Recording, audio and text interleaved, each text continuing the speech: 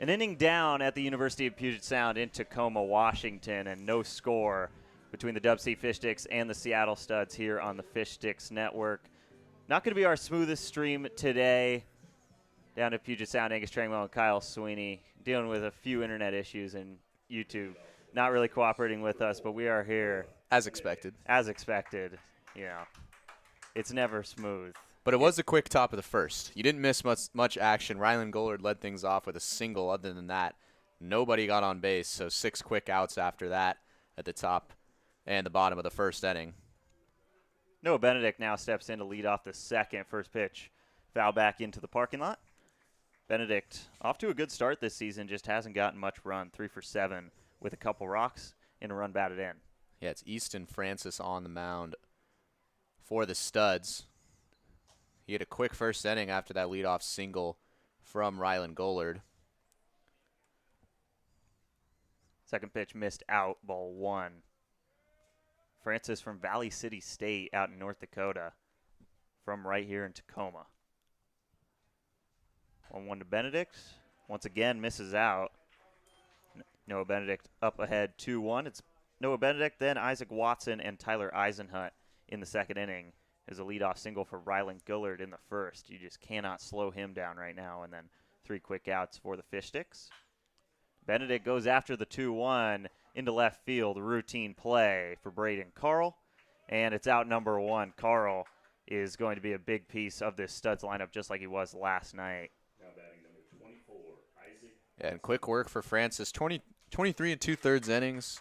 Last season as a freshman, did have a 13 ERA, but a big strikeout guy, 35 strikeouts in those 23 2/3.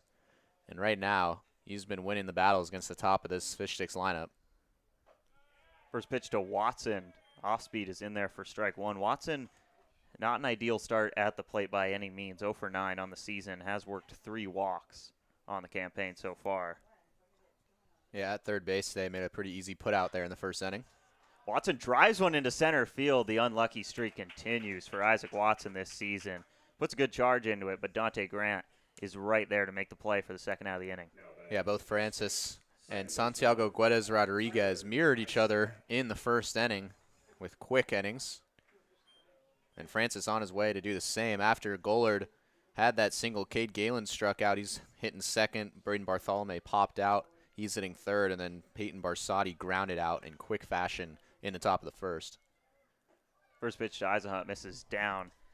Lineup for the Sticks: Gollard, Galen, Bartholomew, Barsati, and it's Benedict, Watson, Eisenhut, and Becca Turnbow hitting 8th, and Noah Kung hitting 9th today.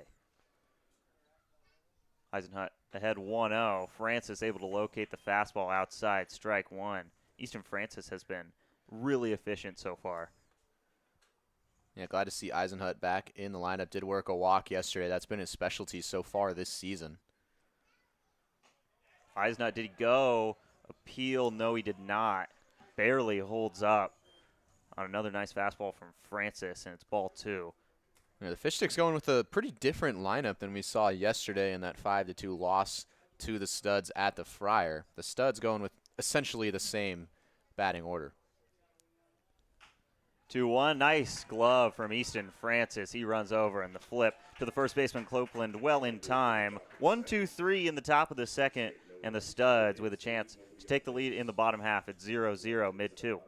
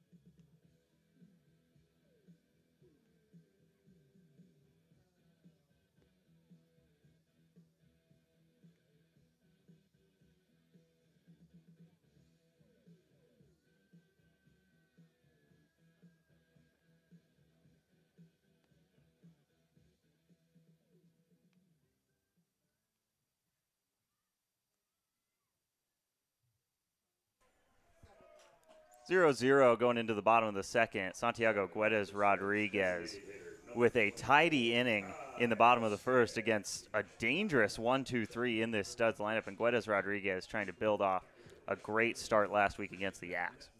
Yeah, 7 pitches is all it took to get through the top 3 in the order, but Kai Halstead stepping to the plate, batting cleanup once again. He started the scoring off yesterday with an RBI single off of Eli Hurst, the Vanderbilt commit. Also going to be a sophomore at Pierce College. You'll start to notice a trend with this team. There are a lot of Pierce College guys on the roster as the first pitch from Guedes Rodriguez misses out, ball 1. Yeah, Halstead was sitting fastball a lot yesterday. That was an off speed to start from Guedes Rodriguez. Goes off speed again and almost the same pitch. It's ball 2. Good hold from Halstead. It's going to be Kai Halstead, then Copeland and Gage Thompson, someone we did not see yesterday. It's 4-5-6 for the Studs. 2-0. Guedes Rodriguez finds the zone. It's looped into right field. Benedict could pitch a tent under that ball, and there's 1 away. Yeah, it's good to see Noah Benedict in the lineup. You mentioned it. He's 3 for 7 in limited appearances on the year. Really speedy guy, 5-tool guy for this Fish Sticks lineup that we just haven't seen as much as we've wanted to see him, to be quite honest with you. And glad he's in the lineup. Good skilled right fielder. There's a lot of skilled outfielders for this Fish Sticks team, and he's one of them. Jackson Copeland digs in against Guedes Rodriguez. Copeland with some serious pop off the bat. 5 homers for this Studs team, and he's got 3 of them to his name this season. First pitch, Guedes Rodriguez clearly trying to live outside. He misses out once again. 0 for 3 with a strikeout yesterday was Copeland. Fish Sticks threw out their best arms yesterday, and it worked.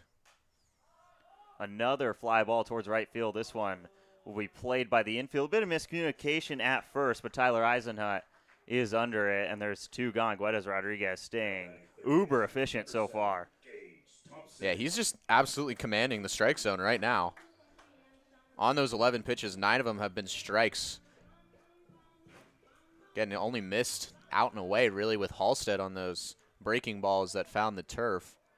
And then went right back to it with the strike fastball down the middle. He couldn't make good contact. So now our first look, for Fish Sticks fans at least, at Gage Thompson for the Studs, an infielder at Central Arizona College. Obviously, you know, the Arizona guy in the booth likes that. Hit 125 in 15 games down at Central Arizona. And, you know, I think the glove is going to be huge for Gage Thompson. We didn't see him yesterday, and the Studs fielding was already really good. And it's going to be another boost. Guedes Rodriguez, man, that curveball can really fool a hitter, and he's able to locate it there for strike 1. Yeah, Thompson a lot like Watson at third for the Fish Sticks. Both great gloves over there at the hot corner. Just having a little bit of struggles at the plate to start the year. Excuse me, that was strike 2.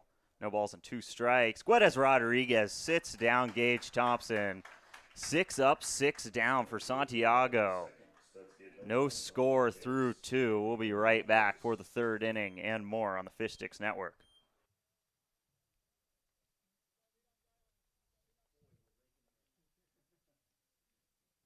Ladies and gentlemen, the Studs would like to extend a warm welcome to tonight's game to Mr. Brad Cheney. His dad, Bed Cheney, originated the Cheney Studs back in 1954, and to this day, the Studs are one of the longest tenured summer collegiate baseball teams in the country. Brad, the Studs appreciate and thank you for everything that you and the Cheney Foundation do for this incredible organization. On behalf of the entire team and coaching staff, we hope you have a great Father's Day weekend. Go Studs.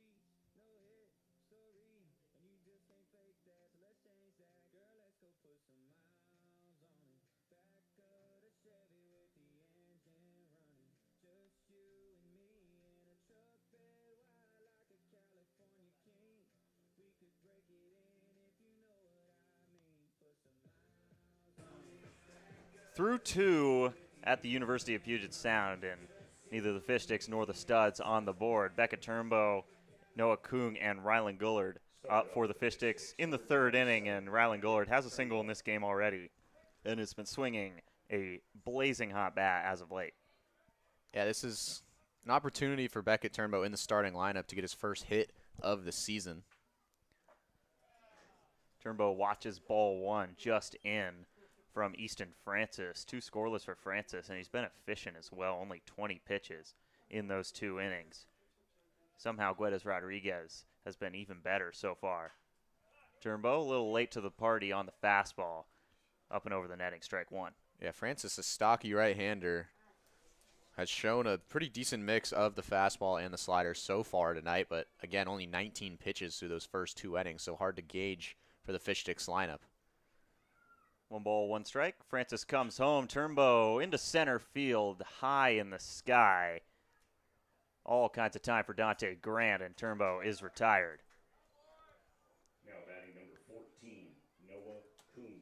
Yeah, it's still a tough start continues for Beckett Turnbow. He's seen the ball pretty well, does have a couple of strikeouts this season, but just putting the bat on the ball just once is enough to get your confidence up as a hitter that's in the slump, and a hitter as good as he is. And he's going to be seeing the Division I level next year as Noah Kung takes a look at strike 1. So with more opportunities, we'll see the better side of Beckett Turnbow. Kung hitting 9th for the 2nd day in a row against the Studs, 2 for 11 on the season so far. He's behind 0-2 early to Easton Francis. Yeah, Kung was way out in front of a slider that was outside of the zone. Francis has had complete control other than that leadoff hit against Gullard. 0-2, Francis, that catches a piece of the front elbow of Noah Kung. So a base runner with 1 down for the Fish Sticks, and if last night's game was any indication, base runners and runs are probably going to come at a premium between these 2 teams. And with Rylan Gullard coming up to the dish, that is huge for Noah Kung. Yeah, both teams used their best starting pitchers, their aces, and then followed them up with 3 great relievers. And it was 3 runs in the top of the 9th that ultimately sealed the deal for the Studs. So it'll be interesting to see how far each team dips into their bullpen in this one. So now here's Gullard for the 2nd time today. A base hit in the 1st inning. First pitch he sees, catches the inside half, strike 1. Yeah, Gullard thought about swinging the bat there, especially a bat as hot as he is. He was 2 for 3 yesterday with 2 walks and had that leadoff solo shot. Confidence is at an all-time high right now for Gullard. Kung a pretty big lead, but he's back safely on the pickoff attempt by Easton Francis. Francis, a righty pitcher, and although he's kind of a strikeout guy, only 1 to his name so far today, 1 time through the lineup. 0-1 to Gullard. Down the third base line. What a snag in the corner by Gage Thompson. Wow. There's the glove we were talking about. Now Kung heads up base running, and he will advance to third safely. So Kung goes from 1st to 3rd on a very heady choice, but Rylan Gullard is out, and Gage Thompson, man, we talked about it when he was at the plate, and he made us look really smart on that play. What a snag. He dives to his right, and then the throw is well in time to beat the speedy Gullard at first. Yeah, it's hard to kind of put into words what we just saw. That ball was ripped basically over third base. That was definitely going to be extra bases and maybe a triple for a speedy guy like Gullard. As Galen takes a look at ball 1, but Thompson used all of his 6'1" frame to dive with the glove first towards the line and make the long throw. That was an incredible play. So now with the go-ahead run 90 feet away, would be the first run of the game for either side. Cade Galen steps up. Watched it as a ball, then a strike. It's 1-1. Both teams still scoreless. The Studs got the best of the Fish Sticks last night. 3 runs in the top of the 9th. Led to a 5-2 victory at the Friar. Looking for their 12th straight win. This team cannot be stopped. Galen grounded to the shortstop, Sunich, and the throw is on target. Galen is retired, and it's another clean inning for Easton Francis. No score going into the bottom of the 3rd at the University of Puget Sound between the Fish Sticks and the Studs.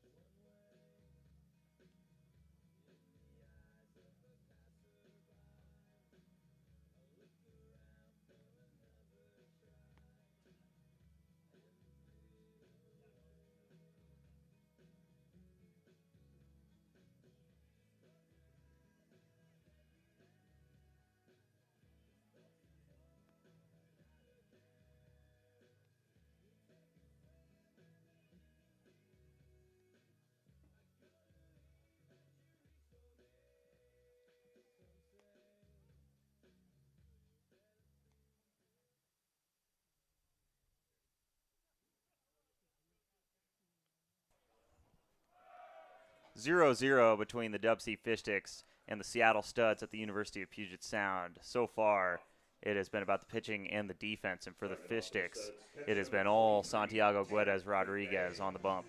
Yeah, through the first 6 batters, has only needed 14 pitches. He's put the ball in the zone. 12 of those pitches have been strikes. The Studs have not gotten around him. He has induced weak contact pretty much every part of the field, and they've been easy plays for the Fish Sticks out there on the turf. He's faced 6 batters and retired all 6 so far. First pitch to Tanner McVeigh misses way out for ball 1. We saw McVeigh yesterday. He was relieved by Ryan Spiro, who's hitting second today out in right. Yeah, this field here at Puget Sound, a lot like at the Friar, turf infield and a grass outfield. Apparently a little more common than we thought. That's fouled off by McVeigh down the first base line. It's something that I have never seen before getting here. And I was just about to say now the same thing. Now we've seen 2. Yeah. Now we've seen 2, so it maybe just a staple in the Pacific Northwest. 1 ball, 1 strike to McVeigh. Guedes Rodriguez misses just upstairs, ball 2. Yeah, there's something we're kind of taking note of throughout PIL games is how tight the strike zones are. This one's certainly tighter than others that we've seen so far this summer. McVeigh behind the plate today for the Studs, sophomore at Scottsdale Community College. Guedes Rodriguez misses high once again. McVeigh ahead 3-1. Off to a blazing start this season, hitting .355 with an OPS, hovering around 800 so far. Yeah, up and down this lineup, there's so much talent at the plate. 3-1 to McVeigh. He goes after it. Foul back into the netting. Good coverage from Coach Kribbe. Yeah, McVeigh's going to want that one back. It was a 3-1 hitter's count. Got the fastball he was looking for, just a little on the outside edge of the play. That's a hitter's dream right there. I think Guedes Rodriguez got away with one there. Either way, a payoff is on the way. Guedes Rodriguez looking to retire his 7th straight batter to start this game. 3-2, popped up, and it looks like it will make its way up and over the net. We'll do the 3-2 again. Yeah, Guedes Rodriguez had a great start in his last outing against the Honkers this past Monday.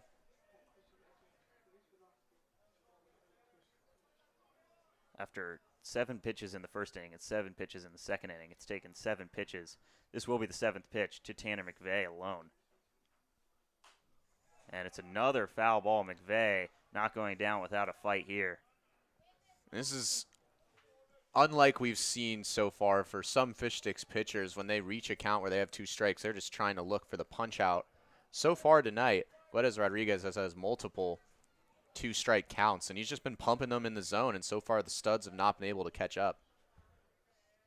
The third 3-2, Guedes Rodriguez misses just a skosh outside, and McVeigh is the first base runner for the Studs today. It's a leadoff walk. Yeah, the umpire actually thought about giving that strike 3 signal. It was that close, but Guedes Rodriguez just went back. It was 4 straight fastballs to end that count. He was just daring McVeigh to hit it. And that's the first base runner of the game. Cohen Sunich will come up. Sunich made one of the plays of the night last night, sliding into first base head first to bring in what was eventually the game-winning run in the 9th and keep the inning alive. The Studs ended up plating 2 more in the top of the 9th en route to a 5-2 victory in White Center last night. And again, this team just doesn't know how to lose right now. 10-0 in the PIL, looking for their 13th straight win. Guedes Rodriguez checked on McVeigh at first. Now we'll go to Sunich. First pitch, nicely located, strike 1. Yeah, Sunich was 0 for 3 with 3 strikeouts before that at-bat yesterday. It was a 1st and 3rd situation, tied 2-2 in the top of the 9th, and it was a double play ball that he barely beat out by sliding headfirst into first base, and then 2 more runs came along after that. Waves and misses at the fastball from Santiago, strike 2. And I mean, we did see Sunich strike out 3 times yesterday. It's just that when he gets on base, he can do a lot of damage. He scored right after that on a single from Cooper Jeffries that kind of just died in the outfield grass at Mel Olson Stadium. He just motored around third and scored with a head-first slide. 0-2 to Sunich.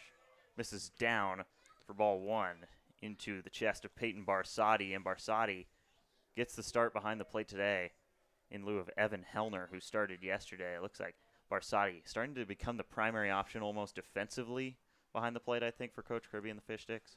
Yeah, he did let a pass ball yesterday that did let in a run, but otherwise was pretty good. Another pitch that misses low. That's ball two after falling behind. 0-2 Sunish has evened it out. Riley Angelo is on deck for the Studs. Then we'll be back to Dante Grant at the top of the card. But as Rodriguez comes set, pretty neutral lead for McVeigh at first. Sunish thought about it. Good hold. Count fills up for the second straight batter. Yeah, that was an off speed that just tailed off the plate and almost hit Sunic. It's essential that Guedes Rodriguez just goes back to that fastball and pounds it in the zone. Sunic has not been able to hit that. He wasn't able to hit it yesterday either off of Eli Hurst. Struck out twice on that fastball. 3-2 coming from Guedes Rodriguez. Ground ball might be two. Eisenhut over to Kung. They won't get Sunic at first, but the fielder's choice is recorded at second base. Yeah, that was eerily similar to the exact same play Now batting for the Studs, in which Sunic was safe yesterday. He just beat out that ground ball. That was a hard-hit ground ball. Eisenhut and Kung, it was a pretty smooth transition there, but Sunic able to extend the inning. So now Riley Angelo comes up, and before we get ahead of ourselves, Coach Kirby will go talk to Guedes Rodriguez, who, outside of that walk and even in some moments in that count, has been really good so far today. He really has been, and Kirby and company used three of their best relievers yesterday. Zach Hampson went 1 2/3. Finn Still just recorded one out, but it was all he needed. And then Beckett Turnbow came in for 2 innings. He would end up recording the loss, letting up 3 earned there. But 3 or 4 of the best arms that the Fish Sticks have to offer, so I wouldn't be surprised if Guedes Rodriguez gets a little bit of a longer leash today. Angelo going to be a freshman at Biola University down in California. Hit .435 at Curtis High School this past spring. As McVeigh's got to slide back into first, the second pickoff attempt from number 23, Guedes Rodriguez. Angelo, just like most of this lineup, off to a great start, hitting .333 with an OPS just short of 1. First pitch to him, he shows bunt, popped up high in the air. Barsotti's under it. Nice play from Peyton Barsotti. Doesn't even need to remove the mask, and there's 2 down. Yeah, that's a tough play that Peyton Barsotti made look easy there. It was a bunt that didn't have the most height on the pop out, but he was able, as you said, didn't have to take off the mask, just an underhanded catch, and that's a big out. Back to the top of the order, it's Dante Grant. Grounded out over to Watson at third base to get it started in the first inning. First pitch, fastball working once again for Guedes Rodriguez. It's strike 1. Yeah, the fastball's been working out really nicely for him. Tailing a little bit towards his right, almost looks like a 2-seamer, but he's been able to locate that pitch really well so far. 3 innings has been almost the standard for Fish Stick starters. McVeigh breaks on the pitch. Barsotti doesn't have a throw, and the catcher with a stolen base to advance into scoring position.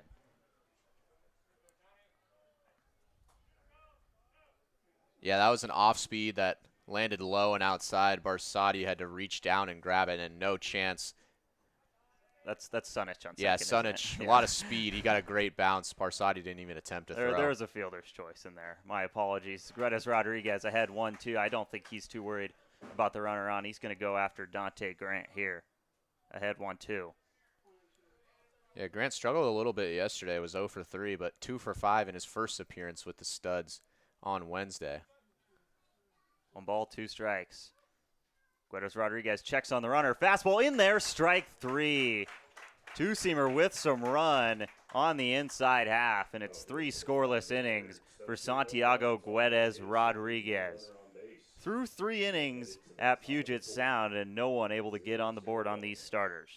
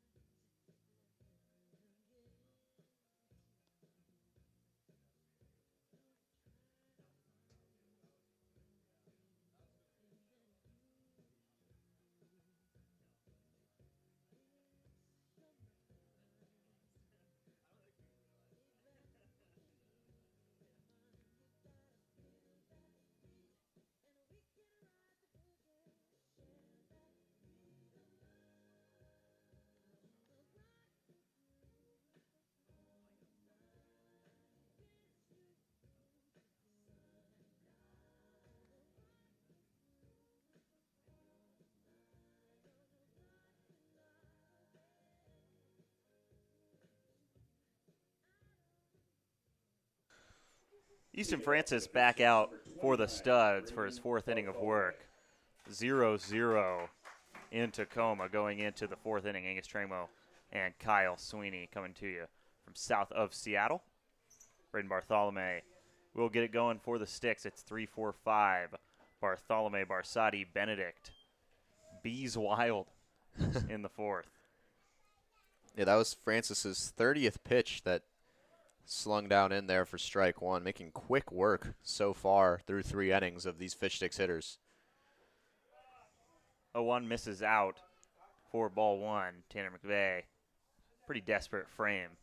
Didn't look horrible, but the ball nonetheless, and that zone is small today, and that has not mattered to the pitchers so far. 1-1 to Bartholomew. Thought about going, and he sure did. That'll be strike 2.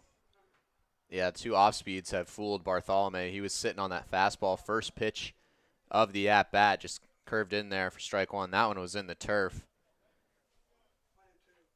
Bartholomew behind 1-2. 1-2 count. Francis comes home. Bartholomew a little ahead of it. That'll be off the warehouse down the left field line. Foul ball. Yeah, that one might have slid in on the inside corner there. Nicely done by Bartholomew to keep the count alive. Bartholomew just under the Mendoza line at 192 to start the campaign. Second 1-2. That hits him right between the 2 and the 9 on his back, and he will take his base. So the second hit batsman issued by Easton Francis today, and that one leads off the 4th. Yeah, it was a great at-bat by Bartholomew after a quick pop-out back in the 1st. Got 4 straight off-speeds from Francis after he was fooled earlier in the count. I think he was expecting it again, but that last one just hit him square in the back. And speed now at first base for Barsati. Ben Barsati off to, simply put, a cold start. 1 for 15 at the plate. That one hit was a loud one. A homer against the Honkers, and the second straight pitch that hits a Fish Sticks batter. Now Barsati will take his base. The second straight game where Barsati has reached via hit by pitch, and 2 runners on for Noah Benedict with nobody gone. Well, Francis had a lot of success the first time through this order, really after that leadoff single from Rylan Gollard, and now it's starting to get away from him a little bit. He did have 25 walks and 10 hit batters last year in 23 2/3 innings. So the control has been an issue for him, but he's had really good stuff when it's been in the zone. I think he's just going to get a mound visit to just kind of calm down a little bit after such a great start this top of the 4th, going a little errant. Studs bullpen throwing around a football, so no one officially warming up, but there is some movement over in the pen for the home-standing Studs. It will be Noah Benedict up next. 0 for 1 on the day, but this is a really good bat to have up in this situation. He's hit well in this type of situation so far, and the first opportunity for the Sticks to really start and do some damage. They've had a couple runners in scoring position, but runners on second and first and nobody out. This is the biggest threat yet for either side so far. Yeah, a couple of singles and a double and just 7 at-bats for Noah Benedict coming into the game. This is a big spot for him to capitalize on being put in the starting lineup, which we think he should be more, but he's showing bunt right now. Corners come way in as Benedict shows bunt. He won't stick with it. Instead, he loops one out to center field. Grant charging in on it. It's going to get down. Noah Benedict has a base hit. Fish Sticks go station to station, and the bases are packed with nobody gone for Isaac Watson. Yeah, that one looked like it was going to have the carry to get out to Grant out there in center field, but he's a speedy guy, and he was charging in. And the wind, even though it was blowing straight out towards center field, didn't help that case, and it just dropped right in front of Grant. I think everyone in the ballpark thought that was going to be an out, but now the bases are loaded. So what a time this would be for Isaac Watson's first hit of the summer. He's 0 for 10 so far. Put a good charge into a ball back in the second, but it was shot right at Dante Grant out in center. Bases loaded and nobody gone for the Fish Sticks in the top of the 4th on Easton Francis. Comes set, and the first pitch to Watson misses down and out, ball 1. Yeah, if I'm Watson, I'm waiting for a strike on this at-bat, especially with how wild Francis has been so far this inning. That was an off-speed that started off at bat, I'd expect Francis to go fastball just to try to find the zone. 1 ball, no strikes, and that's another miss. Heck of a play by McVeigh to keep that in front of him and save the run. Pretty deep backstop here in Tacoma. Probably would have scored Bartholomew with the wheels he has over at third.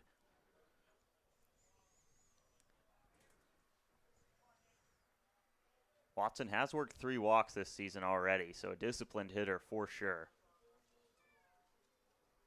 2-0, the strike zone finder, and it does just that for the first strike on Watson. Yeah, that was out and away, well-located fastball.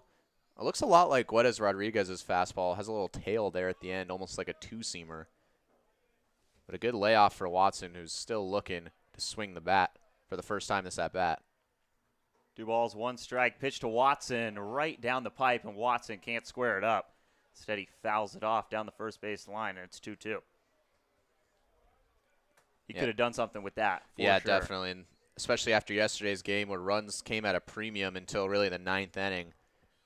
For a team that's 1-4 in the PIL right now, this is a pretty big situation. It's not just Watson, but it's the hitters behind him and Tyler Eisenhut as well to get at least 1 run out of this bases loaded scenario. 2-2, misses outside. Count fills up. It is Tyler Eisenhut on deck, and then Beckett, Turnbow, and Noah Kung before going back to Gullard at the top of the order. Again, nobody gone. And the bag's packed for Isaac Watson. Payoff on the 3-2 from Francis. Misses down, and the Fish Sticks are on the board first in Tacoma. An RBI walk for Isaac Watson brings in Bartholomew. It's 1-0 DubSea. Yeah, great plate discipline again from Watson. As we've seen all season so far, we've talked about how unlucky he has been. Both him and Luke Parker have been hitting some hard balls. But great plays have been made on the diamond. So the 4th walk of the year, that'll drive in another run for Watson. Now Eisenhut up. Bases still loaded and still nobody out. The last 2 wins for the Fish Sticks as the first pitch from Francis misses outside once again, ball 1. They had a 9-run 6th against the Yaks in a 14-4 win. And then they had an 8-run 4th followed by a 5-run 5th against the Honkers in a 16-1 win. So they've been counting on these big innings. And this almost has the making of something where they can take advantage of the Studs and pull off a big inning here. Obviously, they've been dependent on that, and that's not how you want to operate as an offense. Because Francis falls behind 2-0, but they've been able to have that explosiveness at the plate, and they might be cooking something up here. Bases loaded, nobody out. Fish Sticks already scored 1. Yeah, 2 straight balls just been missing for Francis on the outside part of the zone. Now Eisenhut shows. Francis finds the zone, strike 1. And you got to think Eisenhut probably just had the take sign on until Francis could find the square. Yeah, again, that one was on the outside corner. Francis a little scared to throw it into the strike zone with the bases juiced right now. He's been missing low and outside almost every pitch this inning. 2-1. That one misses in. Kyle switches the fates as we like to do in the broadcast booth, and it's 3-1. Yeah, hitters count right here for Eisenhut. He has to be looking for the perfect pitch. And he likes to go after the first pitch a lot in his at-bats. 3-1 coming to Tyler Eisenhut, the Linfield Wildcat. It misses out. Back-to-back walks and back-to-back runs for the Fish Sticks. It's 2-0, and there's still nobody out, and the bases are still juiced. Yeah, I would expect Francis's night to come to an end here pretty soon. There is action in the bullpen. First baseman Copeland coming out to talk to him, and McVeigh slowly working his way out to talk to Francis as well. I think just giving the bullpen a little bit more time to warm up. But even if that bullpen comes in, it's going to be a dangerous situation nonetheless. 2 straight walks, the bases loaded. And for the first time in this little 2-game stand against the Studs, other than that leadoff home run by Rylan Gullard, the Fish Sticks have the lead. So Turnbow comes up for the Sticks. 0-for-1 with a flyout to the center fielder today. Barring a double play at some point from Turnbow or Kung, Rylan Gullard will come up in the 4th inning. So definitely the last guy the Studs want to see in the box in a situation like this. But first it's Turnbow. Pitch from Francis, finds his own, strike 1. That's a good take by Turnbow after those 2 straight walks. That one was right down the middle, but you need to see a fastball actually hit the zone from Francis, who has 2 walks and 2 hit batters this inning. A lot of free passes issued. Turnbow got his pitch there. Fouls it back into the netting. It's 0-2, so Francis took a breather, talked to his first baseman Copeland and his catcher McVeigh, and now he's finding the control once again. He's ahead 0-2. Yeah, that's one that Turnbow is going to want back. Same spot right down the middle on that fastball. Just tried to take too much out of it and fouled it straight back. 0-2 to Turnbow, way up high, ball 1. Francis almost looking like Turnbow on the mound. 3 fastballs in this at-bat. Started off with 2 strikes and then one that misses way up high. Yeah, this is important now. That puts a double play scenario in play for Noah Kuhn coming up next. And as you said, the last thing they want to do is see Rylan Gollard come up. 1-2. Turnbow holds up. It's a pass ball, and it must have gotten a piece of Turnbow's bat. Home plate ump rules it a foul ball. Studs probably catch a break there. That ball got by McVeigh. Benedict was already halfway home. Yeah, a lot of speed from Noah Benedict as well over there at third base. So we go right back to where we were before. A bit of chaos. It's 1 ball and 2 strikes to Beckett Turnbow. Pitch, he grounds it. High chopper off the turf. Benedict will score. Bare hand from Gage Thompson. Man, what a fielder Gage Thompson is over at third. That is a tough play, and he retires Turnbow at first for the first out of the inning, and that's a big out for Easton Francis in a jam like this. Yeah, but that will score another run. So runners still on second and third, but I grew up watching the Colorado Rockies. That reminded me a lot of Nolan Arenado, just snagging the ball out of the air with his bare hand and firing it across the diamond. And that's 2 plays now where I've been kind of in awe of the plays at third base by Thompson so far. We didn't get to see him yesterday, but we've had the pleasure of seeing him in the field so far tonight. So 3-0, the Fish Sticks have started to extend a lead here in Tacoma, and that will be the day for Easton Francis. So DubSea gets to the starter for the Studs. The home-standing Seattle Studs putting a 12-game win streak on the line, and the Fish Sticks up 3-0 in the top of the 4th with only 1 down and 2 runners in scoring position.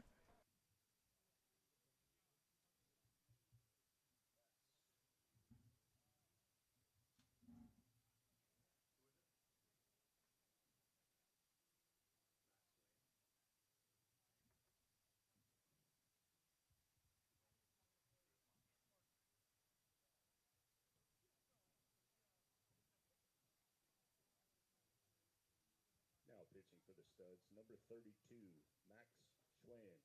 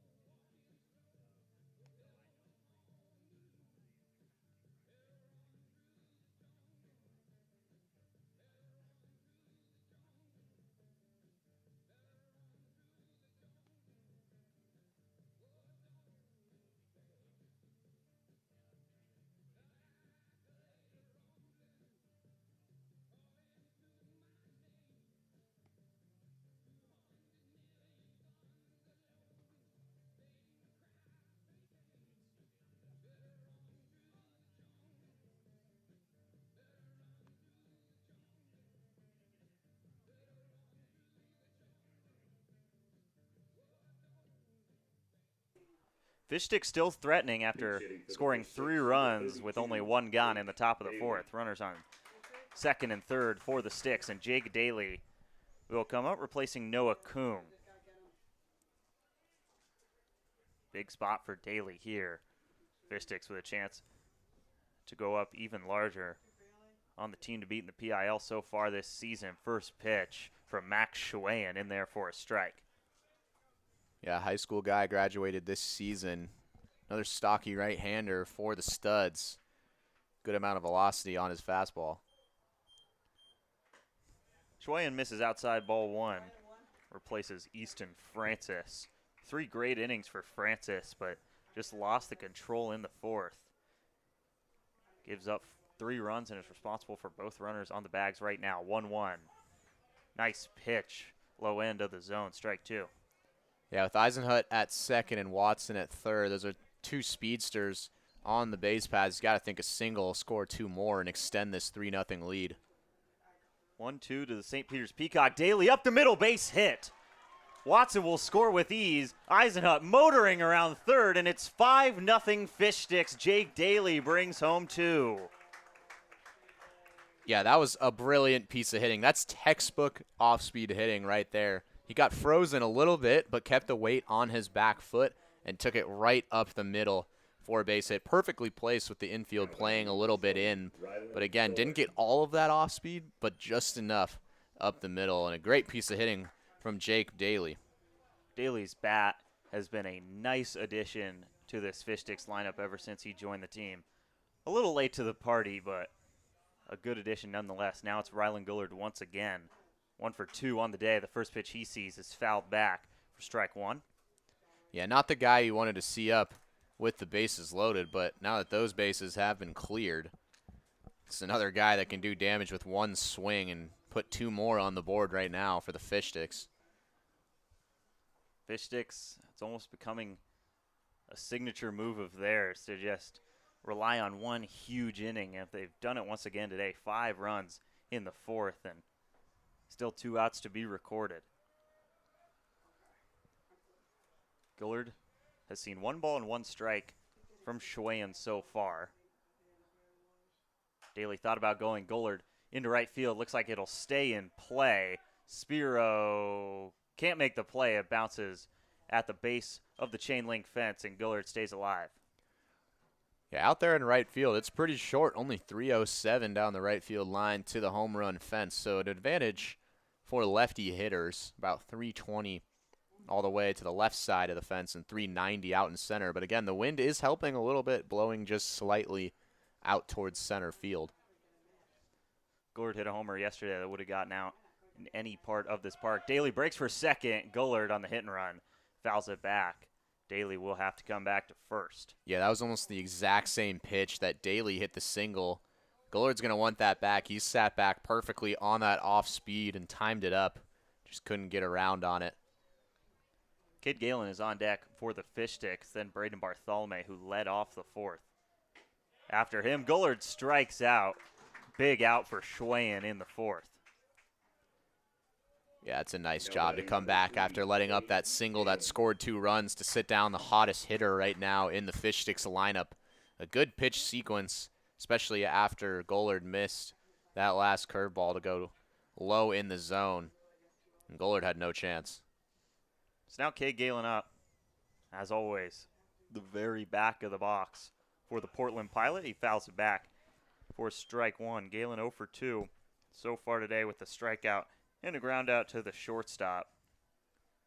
From the Portland area, hit .395 in his career at Central Catholic down in Oregon.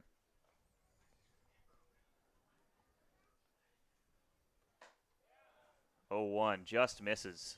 I think the Studs dugout wanted that call as a strike, and it was a good pitch from Schwayen as well. It was right on that outside part of the zone. Again, a tighter zone tonight. The outside box for both righties and lefties has both been extremely tight. 1-1 to Galen. He shows bunt, then pulls back. It's strike 2 anyway. Off-speed throws Galen off in the box. You got to think Daly might be heading for second at some point with 2 down. And Galen, who doesn't have much pop in that bat, but can get you a single if he needs to.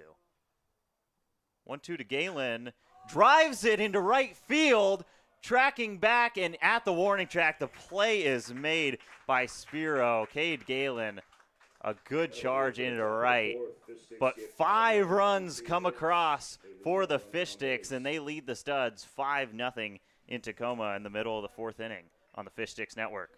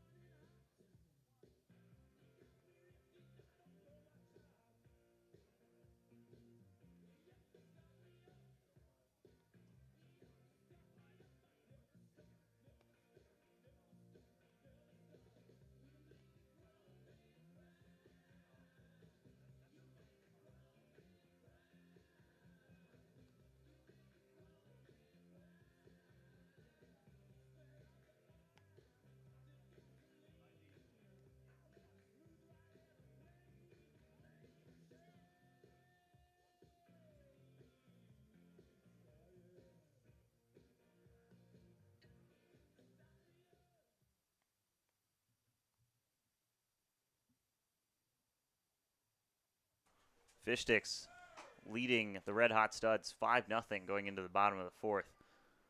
One shift in the defense for DubSea going into the 4th inning. Defensively, it's Luke Parker coming in at short, replacing Jake Daly. Obviously not a natural shortstop. He pinch hit for Noah Kung in the top of the 4th and drove in the final 2 runs of a big inning for the Sticks. Yeah, only 32 pitches still through 3 innings for Guedes Rodriguez, who got a long breather between the 3rd and 4th innings of work. Important rest for his arm, as we saw Eli Hurst go 5 yesterday for the Fish Sticks. That was the longest outing by a starter so far this summer, and I think Coach Kribbe is going to want Guedes Rodriguez to try to emulate the same thing. Spiro, Carl, and Halstead due up for the Studs as that's popped into right field. Benedict leads the charge on the ball, and he makes the play for out number 1. So even with Ryan Spiro's ability at the plate, Guedes Rodriguez continues to just force weak contact and efficiently as well. Yeah, that's been his MO so far today, has been getting ahead early in counts and forcing the Studs to swing the bat. And that's why his pitch count has been so low. Not a lot of strikeouts, just a couple on the night. It has been inducing a lot of weak pop-outs so far. Bradley Carl, again, hit the ball a long ways. We saw it a couple times last night. First pitch from Guedes Rodriguez. The off-speed, that one of my favorite pitches on this entire team when he's able to locate it and strike 1. Carl grounded out, lined out to the center fielder Gullard in his first at-bat. Guedes Rodriguez misses down, ball 1. Yeah, I've kind of kept a tally on this throughout this start for Guedes Rodriguez, but right now 36 pitches and 25 of them have been strikes. No walks on the game. Pumping the zone for a team that has struggled with the free passes so far this season. 1-1 to Carl. Hot shot over to first base. Bartholomew all over it. He'll do it himself for out number 2. Yeah, that ball was ripped. We've seen Carl connect really well on a couple of balls in this little 2-game homestand or 2-game series between these two. They've just been placed unluckily. And that one, another tough play for Bartholomew at first base, who's been stellar at that position so far. Bartholomew pulled off the rare unassisted double play yesterday on a ground ball over at first base, and he makes a nice play with the mitt on Friday as well. First pitch to Kai Halstead in there for strike 1. Guedes Rodriguez just continuing to live in the strike zone. Yeah, he's been painting the corners nicely, too, not allowing this really good Studs lineup to jump out on a pitch on the first pitch of the at-bat. That just misses low. Another good location. Doesn't quite have enough to get the call. It's ball 1. Halstead flew out to Benedict in the 2nd inning. 321 with a 902 OPS. He's driven in 18 so far this season. Guedes misses outside for the 2nd time in a row. Yeah, he's been a mainstay at the cleanup spot, and we saw why yesterday with that RBI single off of Eli Hurst, which would have been Hurst's first earned run had he not committed the error that allowed the base runner to get on. An interesting note that we were talking about yesterday, if that should have been an earned run or not. That starts a debate that I think a lot of people are divisive about is Halstead swings through a fastball, big cut from the cleanup hitter for the Studs for strike 2. If a pitcher commits an error, right, and then they give up the run, should it be an earned run? It was not counted as an earned run yesterday. Because it's not counted as an earned run, but should it be? It's very interesting. I've never encountered that before. It probably should. I mean, It probably should. I don't know. There's so many different situations where that comes into play. 2-2 to Halstead, fouled back. Well, luckily for Hurst, it doesn't. It does. Because that means 3 straight starts of scoreless work for him on the earned run side. He had another brilliant outing yesterday, of course. The Vanderbilt commit, showing why he's committed to one of the top programs in the country. 11 1/3 innings pitched for Eli Hurst. He's given up 2 runs, neither of which are earned, and he struck out 14. 2-2 from Guedes Rodriguez. Halstead won't go away. Second straight foul back. Yeah, Guedes Rodriguez has encountered this a couple of times where the Studs have just stayed alive in counts. They don't strike out often as a team coming into this 2-game stand against the Fish Sticks. Have walked more than they've struck out, which is mightily impressive for a team to do. Just very disciplined up and down the order. Guedes comes home, goes off speed and misses just high for ball 3. Fish Sticks currently nursing a 5-0 lead, built up all in the top of the 4th, but the Studs, an explosive offense that has gotten them 12 straight wins, so obviously this game far from decided. Payoff coming to Kai Halstead, Jackson Copeland, and his big bat on deck. The 3-2, driven up the middle. It's going to be a base hit. Kai Halstead, a 2-out single, and he hit that very hard. Yeah, that was almost the exact single that we saw yesterday against Eli Hurst, and honestly might have been the same count as well. As just a fastball right in the zone, and Halstead didn't miss that one, and he ripped that pretty much right over the right side of Guedes Rodriguez's head, and the first base runner in a while for the Studs. We'll see if they can capitalize. Jackson Copeland now up in a 2-out situation. Guedes Rodriguez will stay out there. Runner on first, 2 down for the Studs. That is eerily similar, but it looks like Gullard will be able to get under that. So only 1 more pitch is needed for Santiago, and it's 4 scoreless innings for number 23. We're through 4 in Tacoma, and the DubSea Fish Sticks with a 5-0 lead.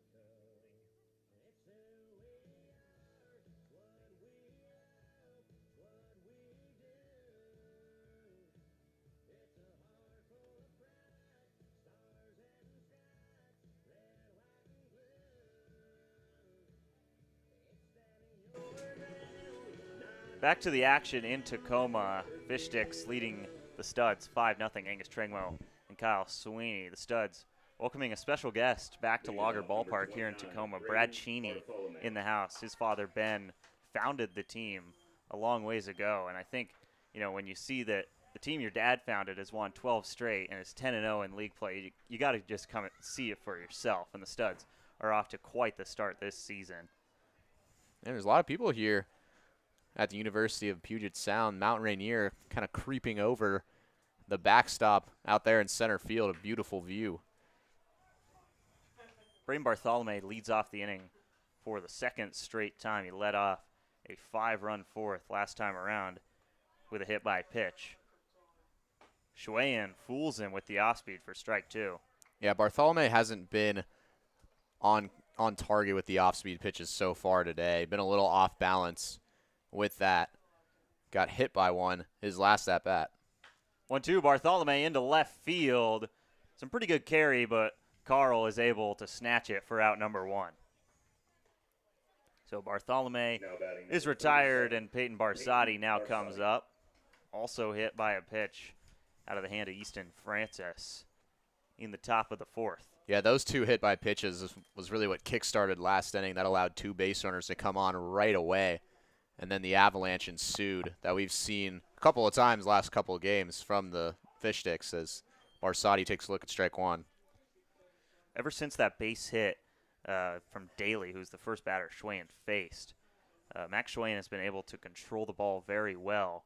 It's led to 3 straight outs and could be 4. It's grounded, but it's foul over to third base. So Barsotti will return to the box for the 0-2 pitch. Yeah, again, looking for Barsotti to start heating up here. Again, his only hit so far in 15 at-bats has been that home run on Monday against the Honkers, and it was a no-doubter. And there's obvious power with him, but he just looks a little out of sorts when he's inside the box. Doesn't really know what he's looking for in terms of what pitch he wants. A D1 talent that was at St. Mary's last year. Looking for him to become a little bit more comfortable in the box when he's in there. Schwayen ahead 0-2. He's got the sign from his catcher, McVeigh. Long windup, and he offers Barsotti. It's popped up just outside of the infield. Sunich makes the play. It's out number 2.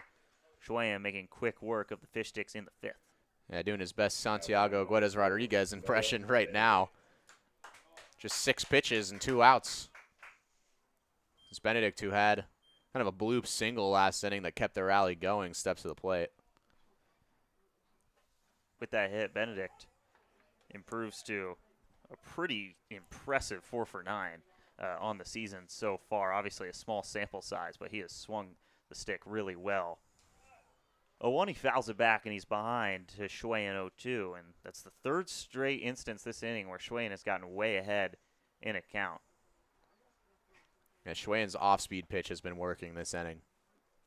0-2 coming to Benedict. It's way outside ball 1. I tried to go back to it there right as I said it. Just got away from him a little bit. Fish Sticks ahead 5-0 on the best team in the PIL to this point. 1-2. Ooh, almost strike 3. You could see the home plate out. We already saw that once today. Kind of pump faked it. Pump faked a strike 3 call, but Benedict gets a lease on life on this at bat. Yeah, that was pretty close. That one was tailing out a little bit. Almost caught the zone. 2-2. Schwayen misses up and out, and the count is full. So Benedict, the first guy this inning to really work Max Schwayen.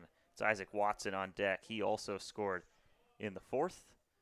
After walking in a run, he will have to hit in the 6th, however. Max Schwayen, 1-2-3 in the 5th. A clean inning, and the Studs look to chip away, down 5, going into the bottom of the 5th.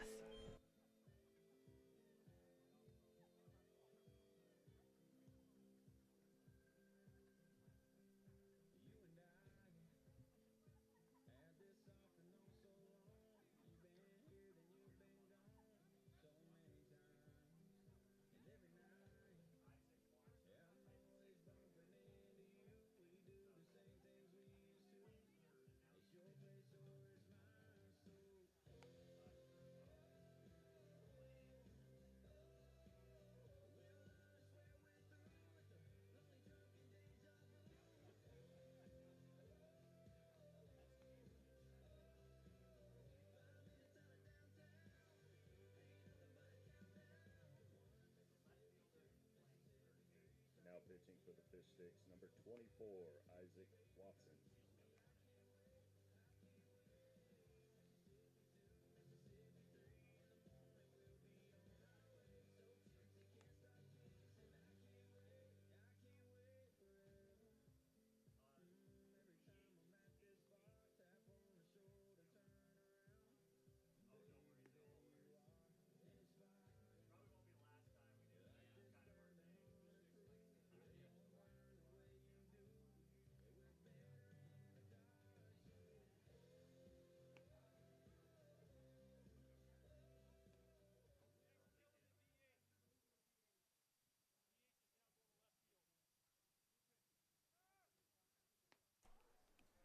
Some shifting going on during the break for the Fish Sticks. Cade Galen, who started in the DH spot, now in left. Beckett Turnbow moves to third, and Isaac Watson gets the rock on the mound after 4 great innings from Santiago Guedes Rodriguez. Only 1 inning of work for Watson so far this season, but it was a good one. Yeah, 2 strikeouts in that lone inning. Watson moving from third base and a spot in the order now to the pitching mound with 6, 7, 8 due up, and Santiago Guedes Rodriguez, 4 innings of scoreless work. It was really brilliant the way he was finding the strike zone all night, and the Fish Sticks are hoping that Watson's going to come in for a brief stint and emulate the same.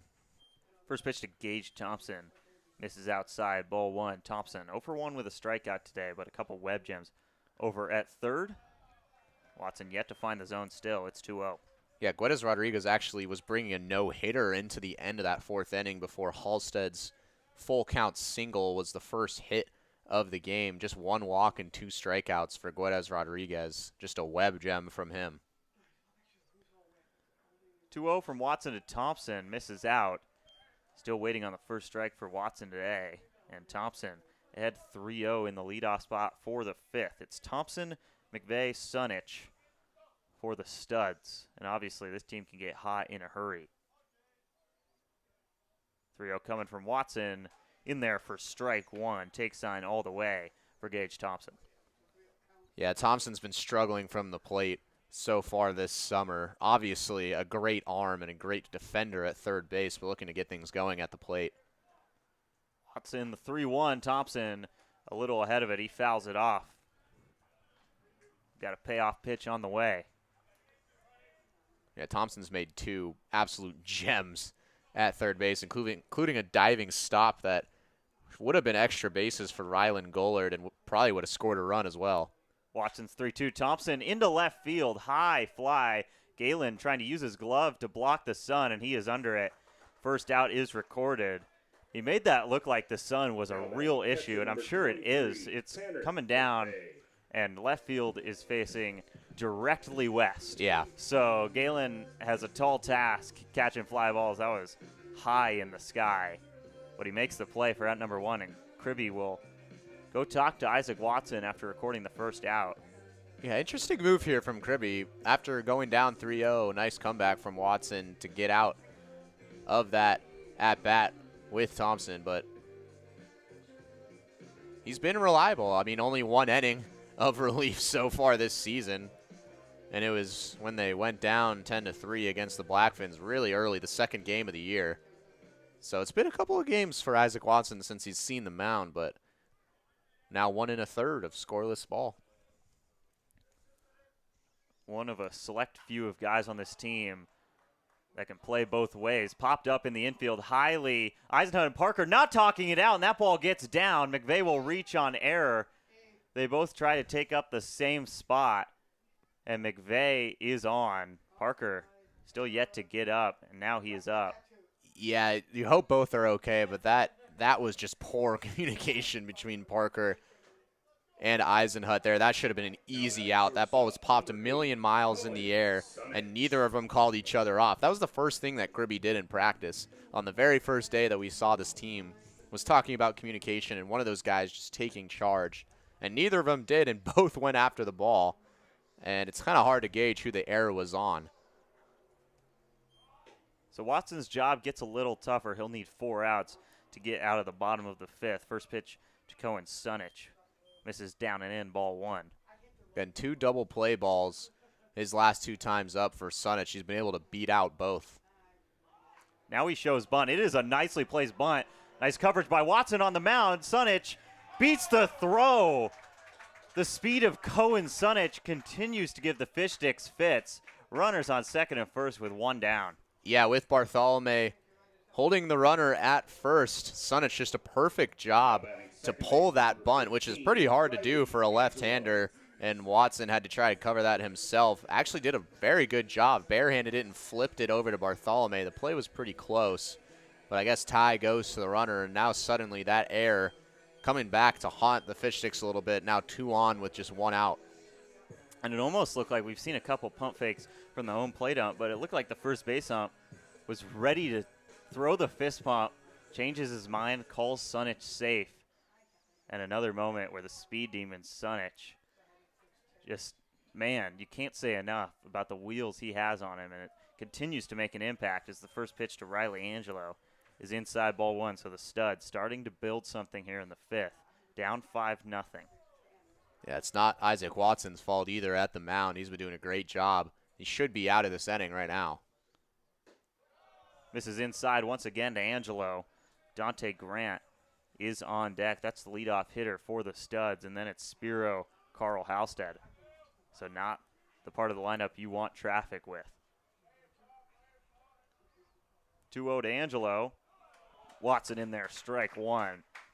Yeah, more speed here at the bottom of the order with Angelo, so a double play ball might not get the job done. Watson comes set in a bit of a jam here, 2-1. Inside half, strike two. He hasn't been getting the call in the inside part, so he moves it in just a touch, and he gets the call there, 2-2. Yeah, big for Watson to get this punch out right now with so much speed on the bases for the Studs. Is a crucial out. 2 balls and 2 strikes. Watson comes home, grounded to the pitcher, Watson. He looks at the runners. He'll just go to first. So Angelo is retired, and the runners advance. Now batting center field. It'll be men on third and second with 2 down for Dante Grant. So a big spot for the Studs to start their comeback. Yeah, that was weakly hit towards Watson with Sunich, probably the most speed the Fish Sticks have seen all summer long and probably will see all summer long. Heading towards second, Watson just smartly decides to go to first base and just get the out. But now a big spot for Grant to try to cut into this 5-run lead. Grant, first pitch, he goes after it. It's into right field. Eisenhut calls everybody off. Now it's Benedict. Oh, almost another instance involving Tyler Eisenhut where the ball gets down on a surefire out, but that time Benedict is able to handle the play. Isaac Watson needed 5 outs, it seems, in that inning, but he gets out of it scoreless. Great work from Watson on the hill, and it's 5-0 Fish Sticks through 5 at Puget Sound.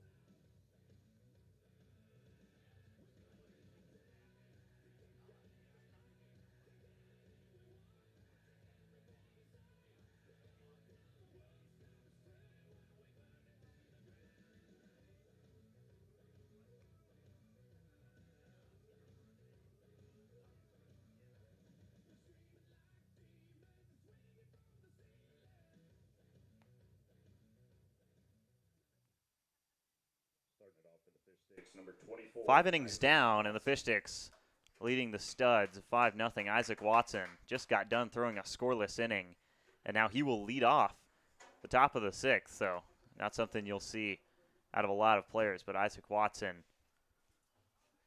really great work on the mound. His defense did him no favors and still able to work out of it. Yeah, trying to build momentum from that inning on the mound. He'll likely go another as he's up to bat to get his first hit of the season. Again, been really unlucky. Did have a walk that drove in a run. Drives one over to the shortstop. Sunich, throw is in time. Watson is retired to start the top of the 6th. Nice play from Sunich over at short. Yeah, so he'll still continue to look for that first hit as Gavin George, a big guy in this lineup. He's had a lot of success this season, is now going to come in for Tyler Eisenhut hitting 7th. So Gavin George, it seemed like he might be getting the day off today, but usually a mainstay at the top of the lineup card. He will come in the 7th hole, replacing Tyler Eisenhut. who did not have the greatest half inning in the field just now in the 5th. First pitch to George, right down the pipe, and he fouls it off. I think his eyes got a little big there. Yeah, wasted no time against Schwayen. First pitch he saw all day. And he took a huge hack at that, grounded it, almost hit some of the studs over there in their dugout. 0-1, Schwayen misses upstairs, ball 1. Yeah, that pitch almost looked like a cutter that almost tickled the top half of the zone. Some action in the Studs bullpen, but Max Schwayen has been good. Gavin George, line drive, base hit.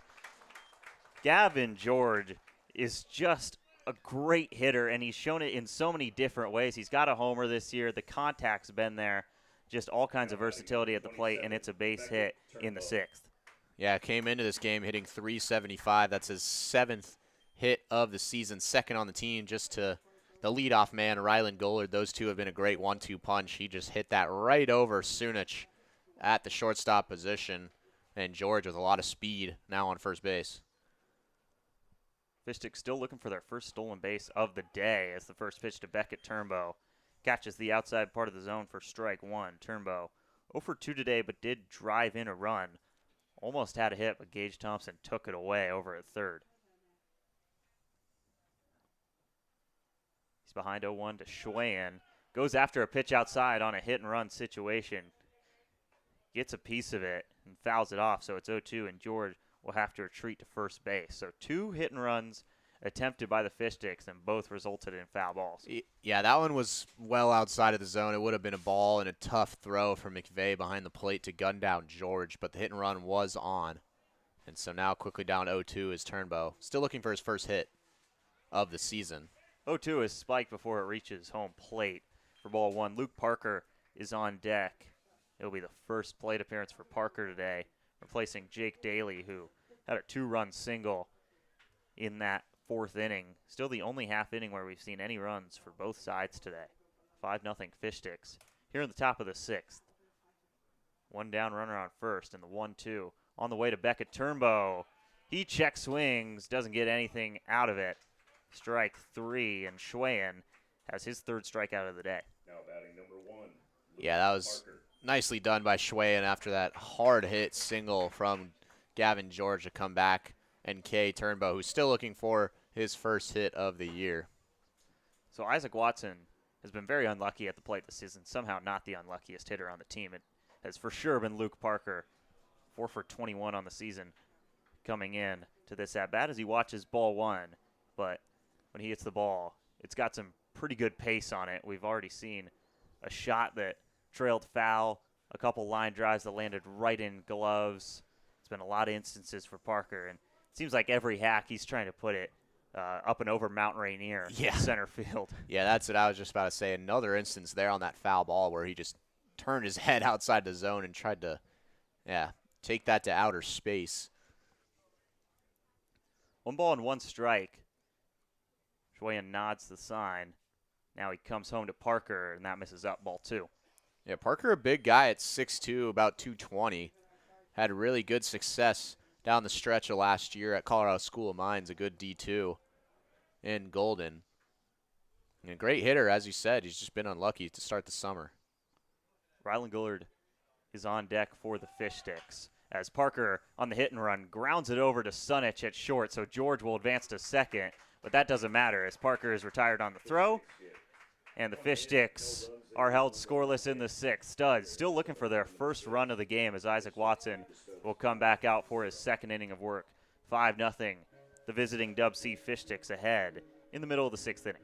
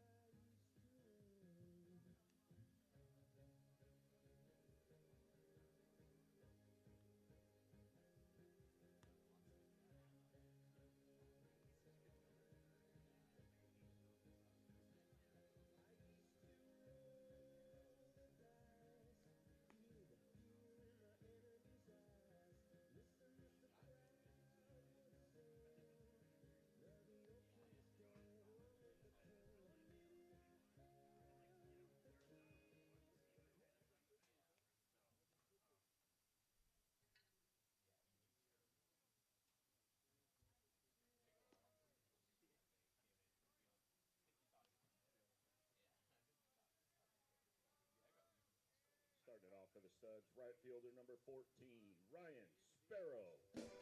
The heart of the order coming up for the Seattle Studs against Isaac Watson. It is Spiro, Carl, Halstead due up. Seattle Studs still looking for their first run of the game. It's 5-0 Fish Sticks in the bottom of the sixth as Isaac Watson comes set and starts his second inning with the ball outside. Yeah, really efficient first inning for Watson. A couple errors out in the field and almost another error on the last at-bat with miscommunication on a pop fly in right field. Otherwise, he's looked great. Spiro rolls it over. Luke Parker, first look at him in the field, and the throw just beats out Ryan Sparrow. Good effort from Sparrow over at first, but there's one away in the sixth. Yeah, this is the toughest part of the order here in the bottom of the sixth. 2, 3, 4 with Carl, a really good hitter. Came in to yesterday's game hitting .415 with a .573 on-base percentage. Those are some incredible numbers 15 games into the year. And so far, he's 0 for 2, but danger looming right now for Watson. If he can get past Carl, he'll be in good shape. Watson starts him off with a curveball that's in there for strike one. Carl is 0 for 2, but a couple nice pieces for him so far today. A line out to Gullard out in center to start things, and then a hot shot over to Braden Bartholomew that turned into a ground out. 0-1, Watson goes back to the curveball and it misses up. Yeah, it's a true 12-6 curveball from Watson. That time just a little too high. Guedes Rodriguez had a lot of success with the slider. 1-1, Carl drives it down the right field line, just foul. We saw that exact hit from Bradley Carl yesterday. Turnbow gave him a fastball right down the middle, and he did that exact same thing. A hot shot down the right field line that landed just in foul territory. It's strike two. Yeah, and his last at-bat roped it right at Bartholomew. Made a great play to keep it in front of him. He's been getting unlucky recently. 1-2 to Carl. Watson fools it. Oh, that gets a piece of his elbow on the way in. Watson wants a lean in. Yeah, I think Kribbe's going to talk to him, too. That almost looked like he did lean in because that was pretty close to strike three. And Carl kind of just stood there and maybe poked out his elbow a little bit to catch a piece. It's almost a strike hit by pitch. And Kribbe's going to talk to the home plate umpire. There's an umpire standing out by second base that might have had a good look at it as well. So if there is a conference, they might consult. Looks like we'll just play on, and Bradley Carl will be awarded first base. And it was a close call. It could go either way. But it will be first base for Bradley Carl and a runner on with one out. So Isaac Watson allows a runner, and Kai Halstead, who already has a base hit in this game, now comes up.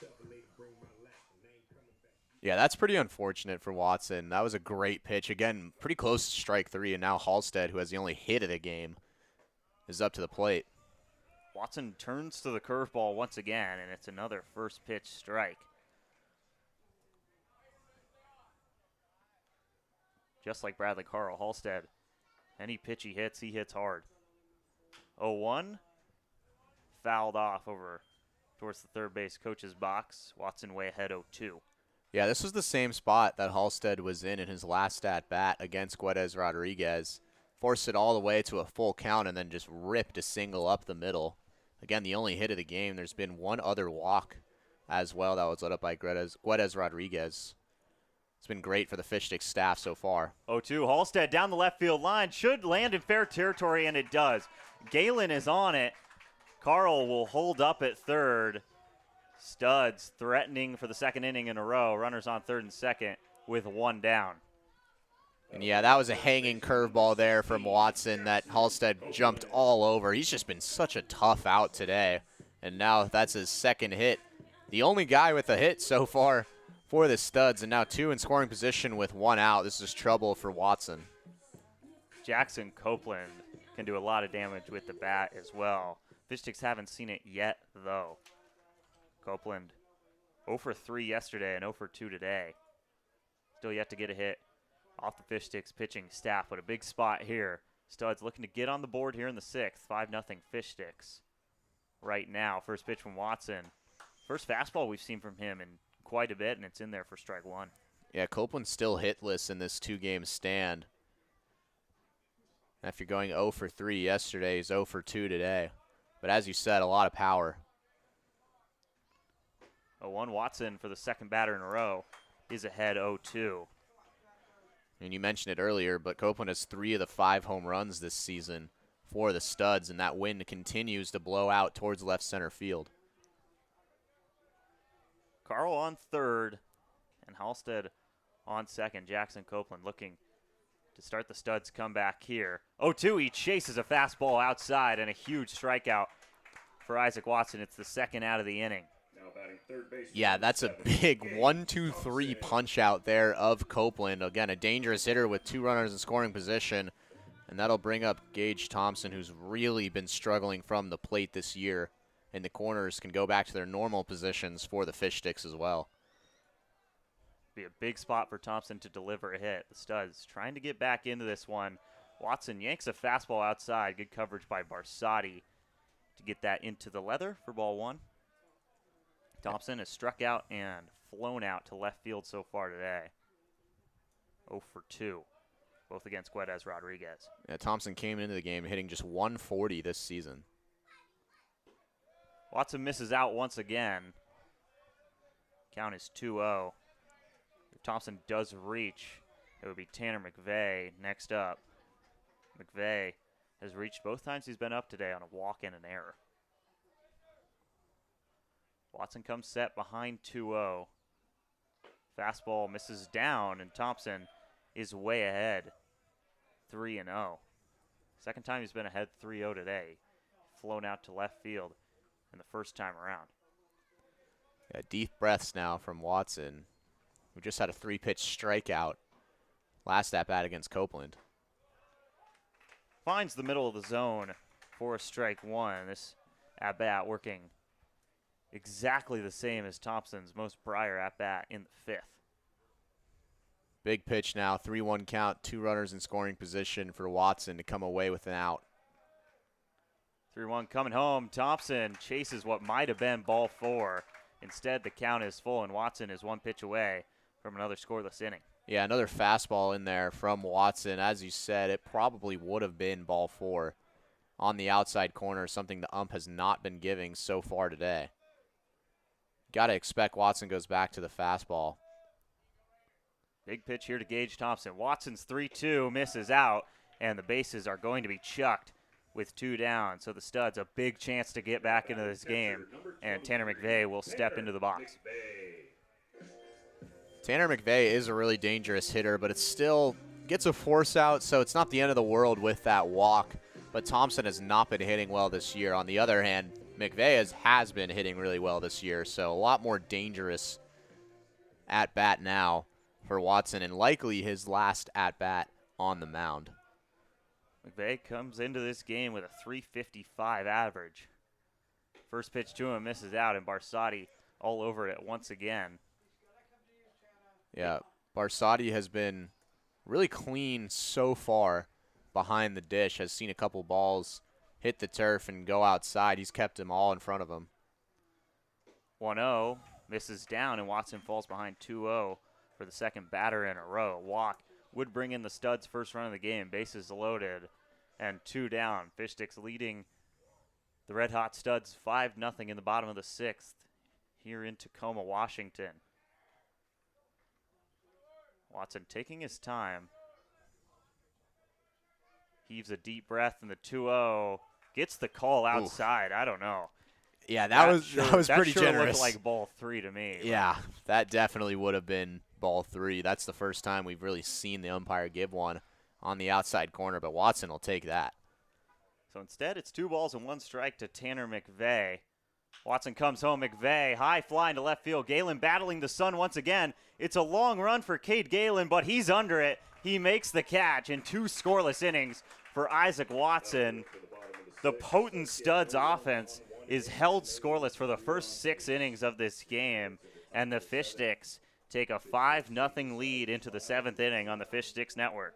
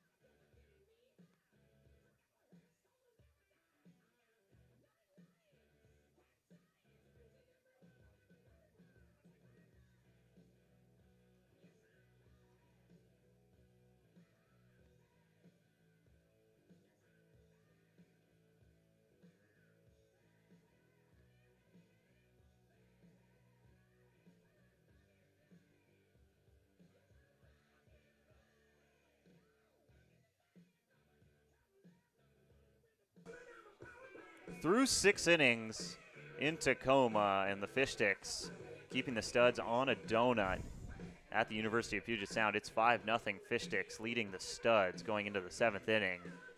And the story for the Fish Sticks has been the pitching of Santiago Guedes Rodriguez and Isaac Watson so far. Yeah, Guedes Rodriguez, 4 innings, 46 pitches was all it took. Just 1 hit, 1 walk, and 2 strikeouts. And then Isaac Watson, who started the game at third base and was hitting 6 in the lineup, came in 2 innings. A little bit tougher than Guedes Rodriguez to get out of him. 36 pitches in those 2 innings, but just 2 hits, 1 walk, and 1 K for Watson. And this Studs lineup that has won 12 in a row has 0 runs going into the 7th.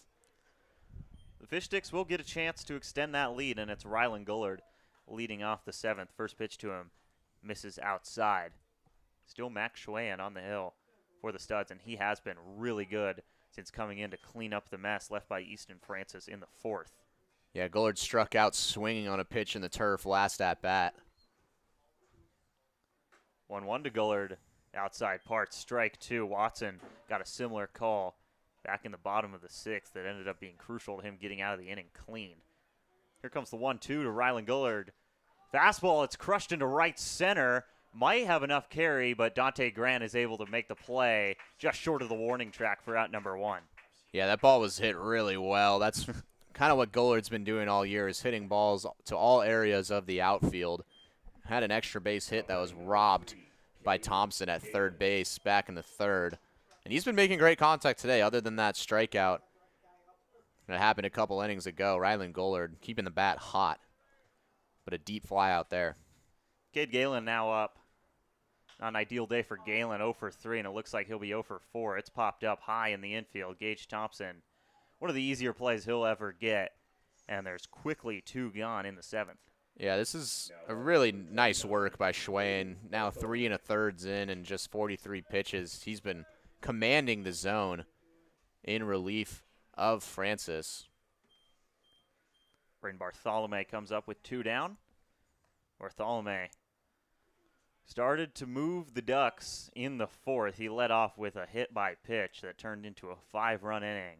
Still the only half inning where we've seen any runs come across for either side. The second pitch he sees is driven into center. Grant tracking back. He's under it.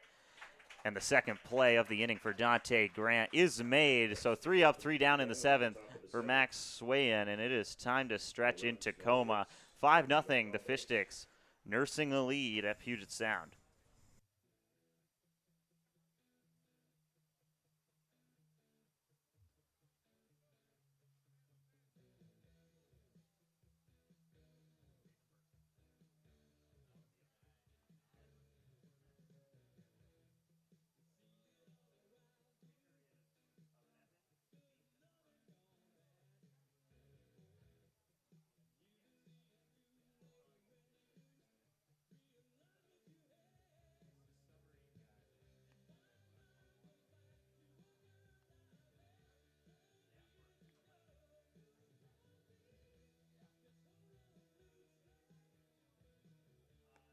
Now pitching for the Fish Sticks, number 11, Nathan Burke.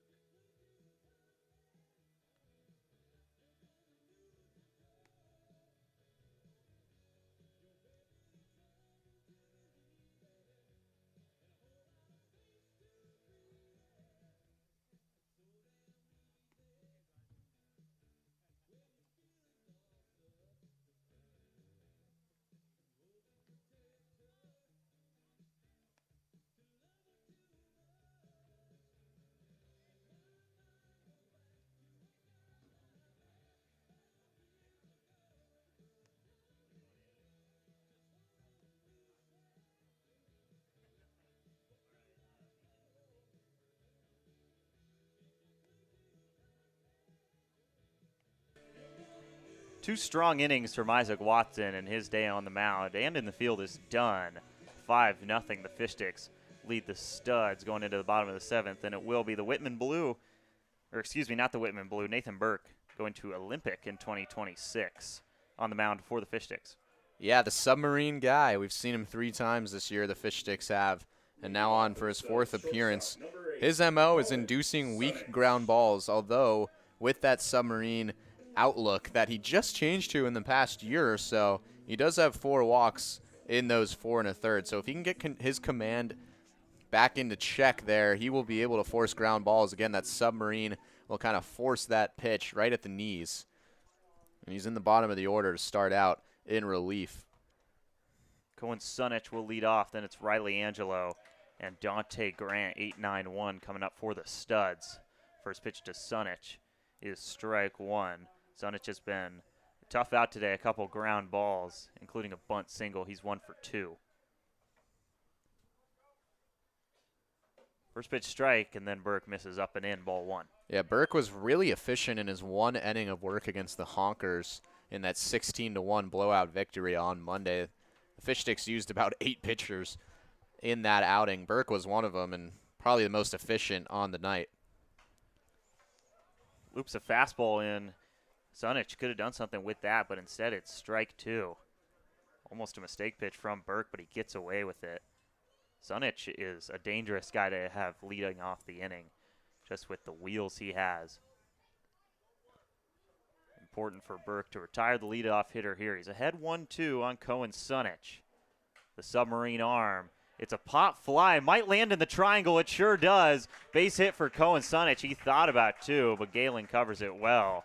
A bloop single gets the bottom of the 7th started. Cohen Sunich has had a pretty hysterical 2 games against the Fish Sticks. Strikes out the first 3 times, then legs out a ground ball at first base that started the scoring in the top of the 9th that led to the 5-2 victory Probably yesterday. The play of the game. It was the play of the game. He slid head first into first base. He beat out a bunt in his last at-bat and then just bloops that to the Bermuda Triangle, as you mentioned, in left field, and now he's at first base at a lot of speed. Riley Angelo coming out. First pitch from Burke. Finds the inside half for strike 1. Burke can have control issues at times. 4 walks and 4 1/3 so far this season. He's built a 6.23 ERA early. But like you said, his last outing against the Honkers was nothing short of perfect. 5 innings and 3 outs. Sunich goes, and it gets by. George can't handle the throw, and Sunich advances the third. The throw from Gullard hits Sunich. He thought about going home, but Burke covers it nicely. Cohen Sunich continues to kill the Fish Sticks with his speed, and he's on third with nobody gone. Yeah, Barsati, that was a great jump from Sunich, and on that off speed from Burke, who doesn't have a lot of velocity to begin with, standing at just 5'10".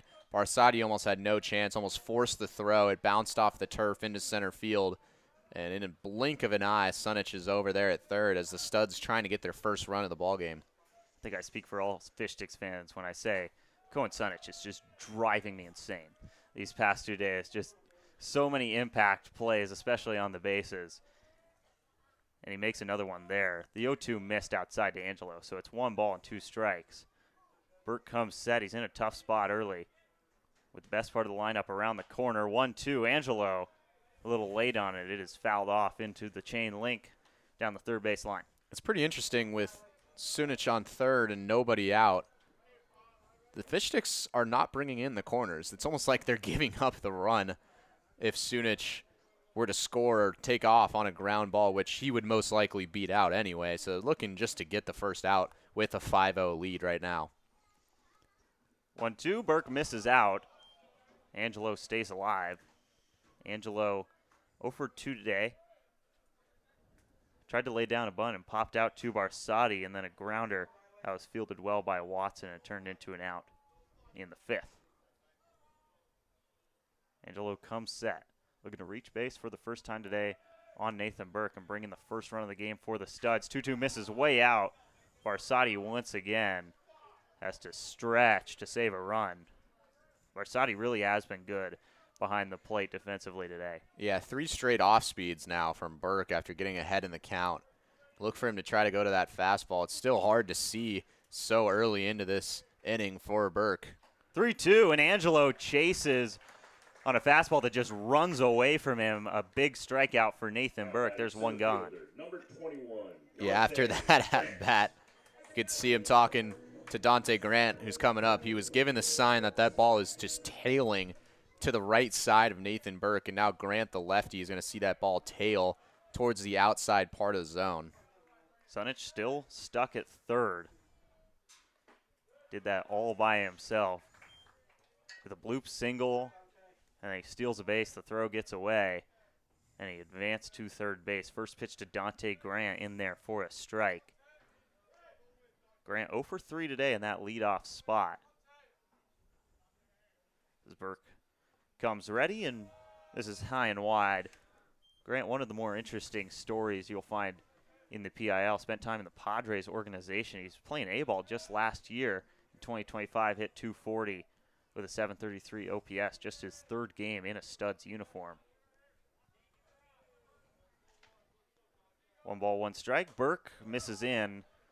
Ball 2. It is Ryan Spiro on deck, and then Bradley Carl follows him up in the 3-hole. So once again, that is not the part of the lineup you want to see with a bunch of runners on. No, definitely not. The top part of this order has not had success so far today, but there's a reason they're on a 12-game win streak. Grant crushes one down the right field line. It's going to get down, and it'll bring in the first run of the game for the Studs. Grant hustling around first, and he slides in head first with a double. Sunich scores easily, and the Studs starting to claw back. It's 5-1. Yeah, that ball was well hit out there, well placed down the line. It was just lifted a tiny bit. It definitely would have been caught if it was hit right at the right fielder, Noah Benedict. And now a little bit of momentum building for the Studs. That's the last thing the Fish Sticks want to see, and that will be the end of Nathan Burke's night. So Burke comes out, only records 1 out, and gives up the first run of the game for the Studs. So it's 5-1. Fish Sticks trying to hold on to a lead and snap a 12-game winning streak for the Studs in Tacoma.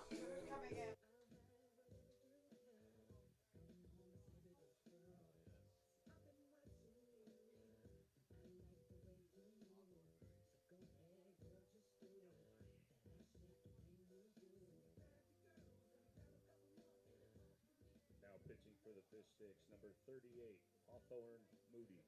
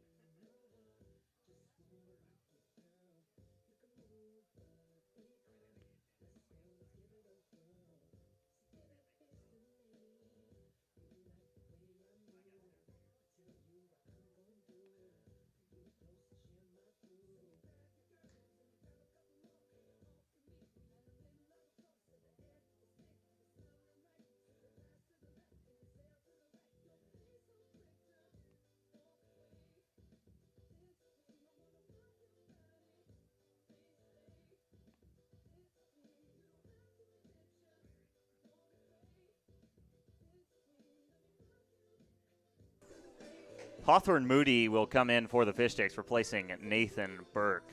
Moody comes in with the Fish Sticks, holding on to a 5-1 lead and a runner on second with 1 down in the bottom of the 7th. Yeah, Moody's been one of the more reliable arms out of the bullpen so far this season. I'm honestly surprised that Kirby didn't bring him in yesterday against the Studs in a high-leverage situation there in the 9th, but here he is today.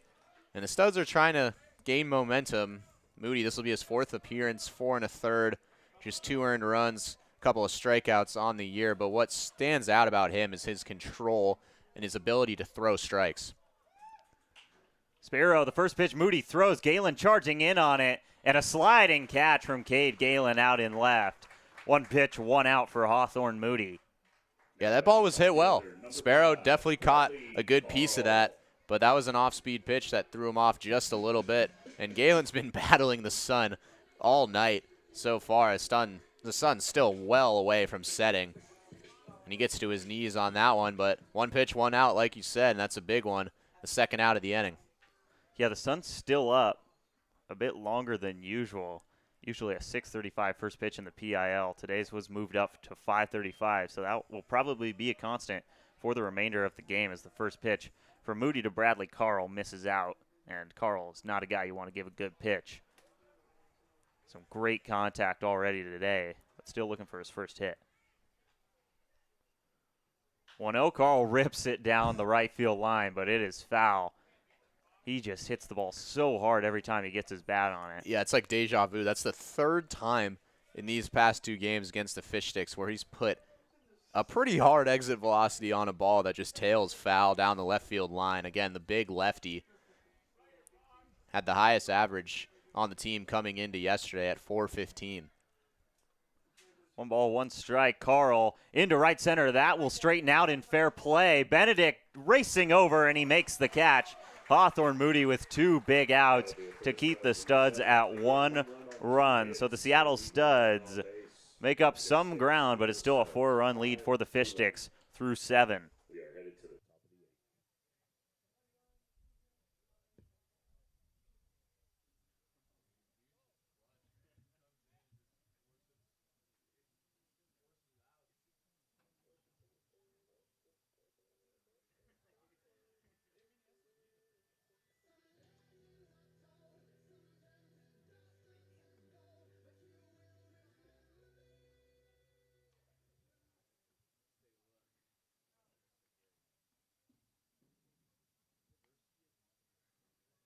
Now pitching for the Studs, number 25, Drake Anderson.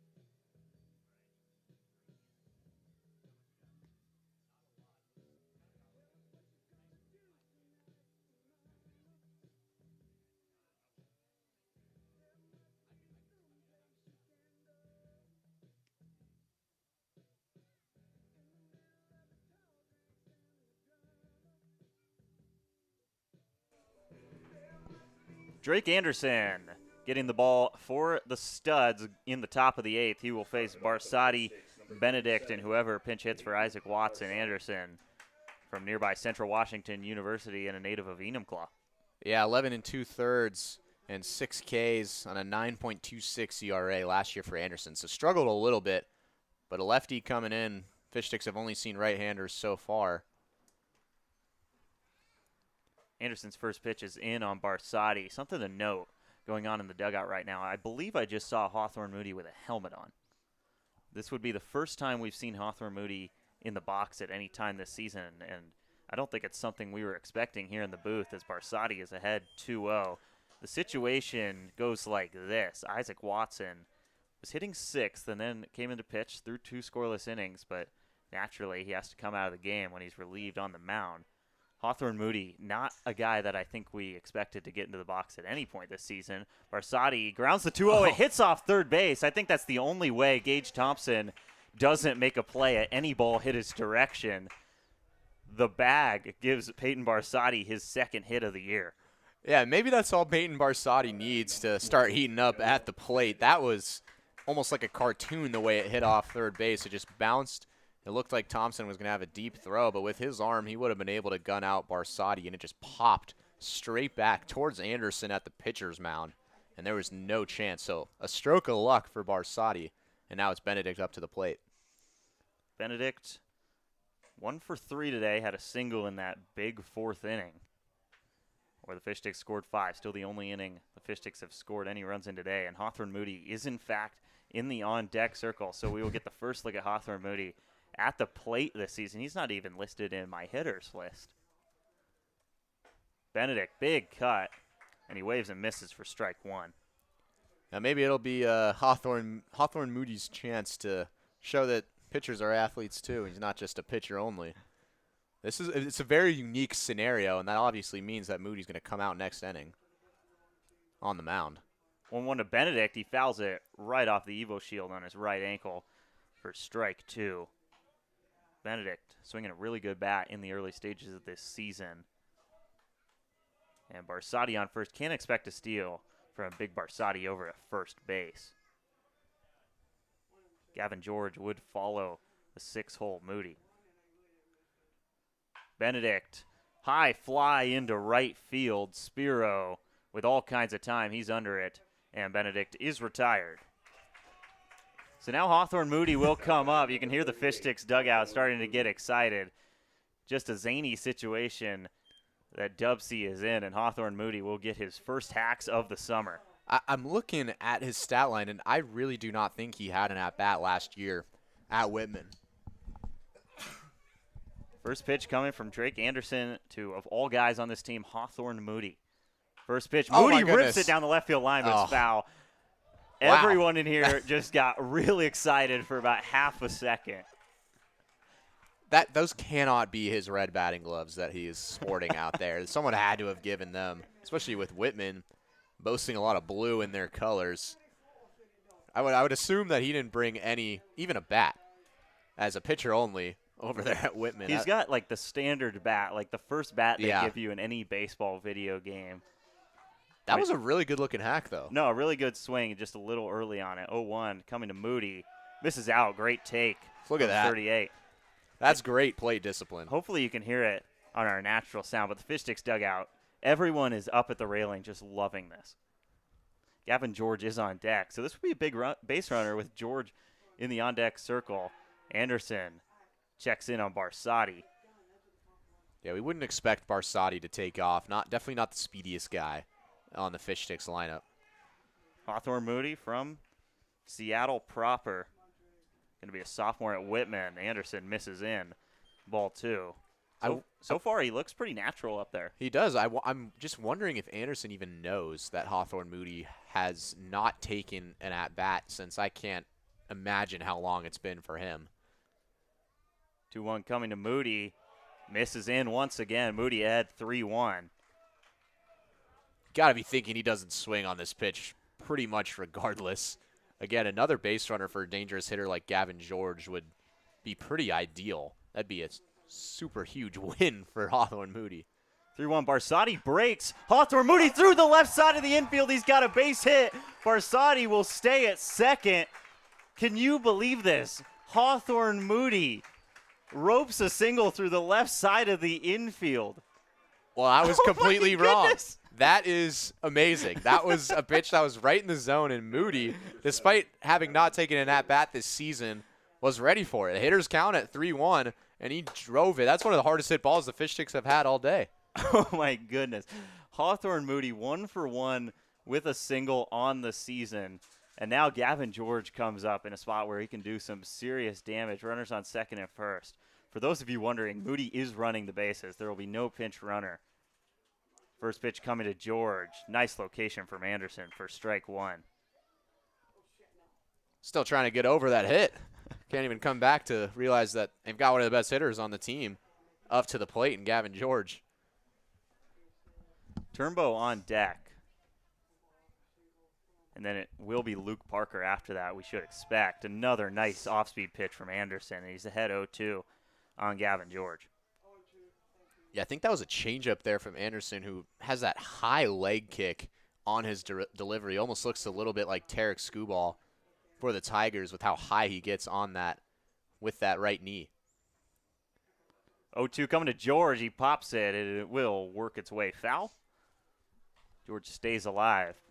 But Anderson really did put that pitch in a spot where George could have done damage with it, but either way, the count stays at 0-2. It's Peyton Barsotti on second and Hawthorne Moody on first base, which is still just unbelievable to both of us, I think. 0-2 coming to George. Over to Thompson at third. This could be 2. He goes to second. Oh, it's mishandled. Moody kind of quit on the run to second, but he's out on the fielder's choice. So Hawthorne Moody will return to the dugout. and get a pretty big ovation from his teammates, and George will reach base. So runners on the corners and 2 down. Well, he did his job. If not for Hawthorne Moody, this inning would be over right now with that fielder's choice. And that would have been a throw to first from Thompson, which he's made look very easy. So Hawthorne Moody is the reason that this inning is still alive and the reason that the Fish Sticks could grow this 5-1 lead. It's now Beckett Turnbow, who just has not had a good start to the season at the plate so far. 0 for 3 on the day. Makes him 0 for 9 on the season. He did drive in a run earlier on a ball that probably is a hit against any other team in the PIL, but Gage Thompson made a wonderful play over at third. First pitch missed for ball 1. And that misses in. Turnbow had to vacate. It's ball 2. Yeah, I think McVeigh's going to come out and talk to Anderson, who's been struggling a little bit. Obviously not as much velocity as the last couple of pitchers that the Studs have put out there. And it's kind of throwing the Fish Sticks off balance a little bit. Moody's been the one that's been able to square him up. Of course, Barsotti had that ground ball that just took a doink off the third base. And George reached on a fielder's choice. So not a lot of contact from the Fish Sticks so far, but still first and third. George breaks for second. There will be no throw, and Anderson misses once again, so it's 3-0 to Turnbow. George advances to second. It's unfortunate for Turnbow, still looking for his first hit, to not see a ball inside the zone. Obviously a very talented hitter. Hit 383 at Tacoma High School last year and is going to New Mexico State. For him to try to get back into it. That one finds the strike zone for the first strike to Turnbow from Drake Anderson. If Turnbow does reach base, Luke Parker is due up next. Parker 0 for 1 on the day after replacing Jake Daly. 3-1 coming to Turnbow. It's a strike in the zone, and it's fouled off towards the Studs dugout. Count is full. Yeah, this is huge for Beckett Turnbow's confidence right here on this pitch. A 3-2 count, 2 outs, and 2 runners in scoring position. This could essentially put this game almost out of reach if he's able to drive these 2 in and make it a 6-run ball game. 3-2 coming to Turnbow. Misses just outside. Turnbow works a walk, and the bags are packed for Luke Parker with a chance to really extend this lead. Again, almost the same as Turnbow. Parker been struggling to start the season, and he just tries to rip every ball he sees into outer space on his swings. He's a big guy at 6'2", 220. If he's able to just get one in the sweet spot and swing smooth, he'll be able to score in multiple runs here. First pitch coming to Parker. Misses up from Anderson. The walk to Turnbow was his first free pass of the inning, so you got to think Parker is still with an aggressive approach here. And with Rylan Gillard due up next, you don't want to give Parker any chances to reach base. 1-0, Parker through the left side of the infield. It gets by Sunich. 1 run will score. And now George pulls a hamstring on the way in. The ball bounces off his helmet, and he scores anyway. He's rolling around in the batter's box at home. It's a miracle that Gavin George scored on that play, but now he is in serious pain at home. 2-run single for Luke Parker, but I don't think anyone here cares right now. Yeah, it looks like a classic pulled hammy at the beginning, but this is not the reaction of a pulled hamstring from Gavin George.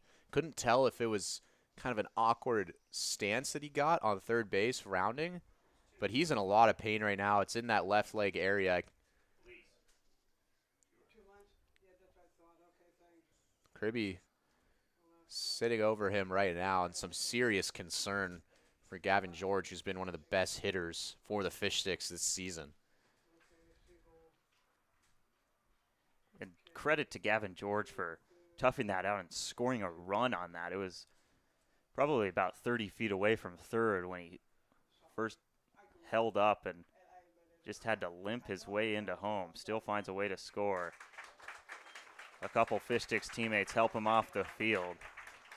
And that is just the last guy you want to see go down if you're the Fish Sticks, with how great he's been to start the season.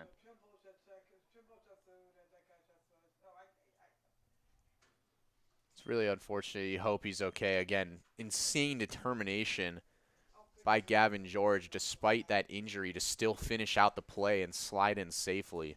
You could see the pain he was in pretty immediately. So a big hit from Luke Parker. Barsati scores with ease, and Gavin George somehow finds a way to score. As everyone here just takes a deep breath, and we'll turn to Rylan Gullard in the batter's box. The Fish Sticks now lead 7-1. Runners on the corners and 2 down. It's the 5th and 6th RBIs for Luke Parker on the season, despite his slow start. It'll vault him into a 4-way tie for second place on this team, and a 7-1 lead. And prayers going out to Gavin George right now. Absolutely. First pitch, Parker breaks. Throw coming in from McVeigh, and Parker is there in time. So he nabs second. It will be another situation with runners on third and second. This time Gullard in the box. Yeah, Gullard's been one of the best hitters in this position. He drove in 3 last Friday against the Yaks to put the game out of reach with his second double of the inning in a 9 spot there in the bottom of the 6th, and now up again in a big scenario. 1-0 misses. Way out, that's ball 2. Obviously the focus shifted pretty quickly to the health of Gavin George after that hit, but that's a big hit for Luke Parker with how his season has started. That pitch misses in. And it was really great patience from Parker, too. As I mentioned, not a lot of velocity from Anderson. He throws a lot of off-speed pitches. Parker just held in there and turned on a line drive that got just past Sunich at shortstop. 2-1 on the way to Gullard. Misses inside once again, and the count is 3-1. Looks like Cade Galen will get another at-bat. He's on deck for the Fish Sticks. Gullard ahead 3-1. Couple runners in scoring position for the Sticks. 3-1, that misses in. Gullard will get a free base, and the bases are juiced once more. Yeah, pretty quick at-bat, pretty easy for Gullard. I don't think the Studs wanted any part of pitching to Rylan Gullard after what he's done to them so far this weekend. And Jackson Dulé will come in this spot. Dulé has been swinging a really hot bat as of late. 5 for 15 on the season. And the usual everyday right fielder, Noah Benedict, got the start today. But Dulé comes up with the bases chucked and 2 down. 7-1, the Fish Sticks leading the Studs. First pitch to Dulé, he pops it up into foul territory, very high in the air. Nice communication, and Copeland is under it. So the inning is over, but 2 runs score on a base hit from Luke Parker, and the Fish Sticks extend their lead. It's a 7-1 Fish Sticks lead going into the bottom of the 8th.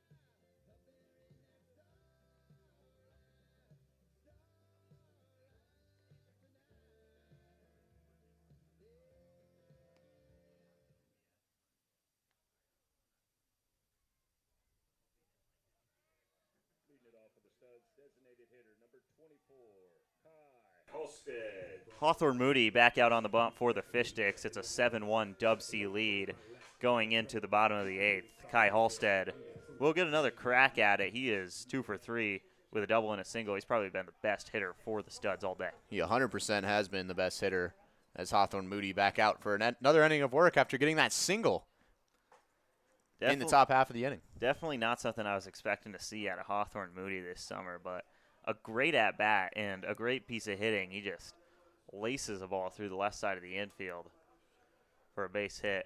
And now he's 1 for 1 on the season. You think he just, calls the hitting career quits after that? Probably. Oh, boy. That one slips out of the hand. Clips the helmet brim of Kai Halstead, so he will take his base. And if the Studs do want to get back into this game down 6, that leadoff base runner is vital. After a quick couple of outs he got in the bottom of the 7th in a pretty high leverage situation last inning. Not a great start for Moody. Maybe still riding that high of that single he got last inning, but still big for him to come through with 3 outs here in the bottom of the 8th. First pitch to Copeland is down and out, ball 1. 3 straight balls to start the inning for Hawthorne Moody. Usually a guy that you can rely on a lot of strikes from. Comes set, the 1-0. That is laced into center field. Easy play for Gullard, and he grabs it for out number 1. So the first strike Hawthorne Moody throws in the 8th turns into an out. Yeah, and that's how he's gotten all 3 outs so far, has been via the fly ball. But getting the outs regardless, any way works, and that's what he does. He puts it in the strike zone and forces the other team to hit it. And so far, especially this summer, he's been having great success. Hawthorne Moody is such a good pitcher, and it's not because he blows you away, but it's also not because he has all kinds of location. It's just the way he pitches just forces weak contact, and I haven't seen a hard hit ball on Moody maybe all year. As the first pitch to Gage Thompson is fouled back. And it's phenomenal pitch sequencing, too. He has a really good array of pitches that he does really well at to keep the batters off balance, and that's exactly what he did in the last at-bat and what he's been doing throughout the summer. All of that has turned into an ERA just north of 3 so far this season for Hawthorne Moody. 0-1 coming to Gage Thompson. Thompson 0 for 2 with a walk today. Popped up high in the infield. This has already gotten interesting today for the Fish Sticks, but it won't in this case as an easy play for Turnbow. And the communication, I mean, they have struggled with that today, so nice on Turnbow to just take control of that ball and make the play out number 2. Yeah, that one, another pop-up. So 4 for 4 on the pop-ups being the course of outs so far for Hawthorne Moody, and he's making quick, efficient work of the Studs right now. So the Studs reach into their bench for the first time today. Luke Evenson will come up, the South Dakota State Jackrabbit. First we've seen of him in this 2-game stretch against the Studs. Hitting .267, OPS just north of 800 so far this season for the Studs. South Dakota State, FCS powerhouse, gives my Montana State Bobcats a lot of fits year after year. He pops it up once again. Moody looks like he's going to go 5 for 5. Bartholomew all over it. It lands right into his mitt, and Hawthorne Moody continues his great start to the season. He's got a hit in this game, and it's another scoreless inning for Moody. The Fish Sticks take a 6-run lead into the 9th inning.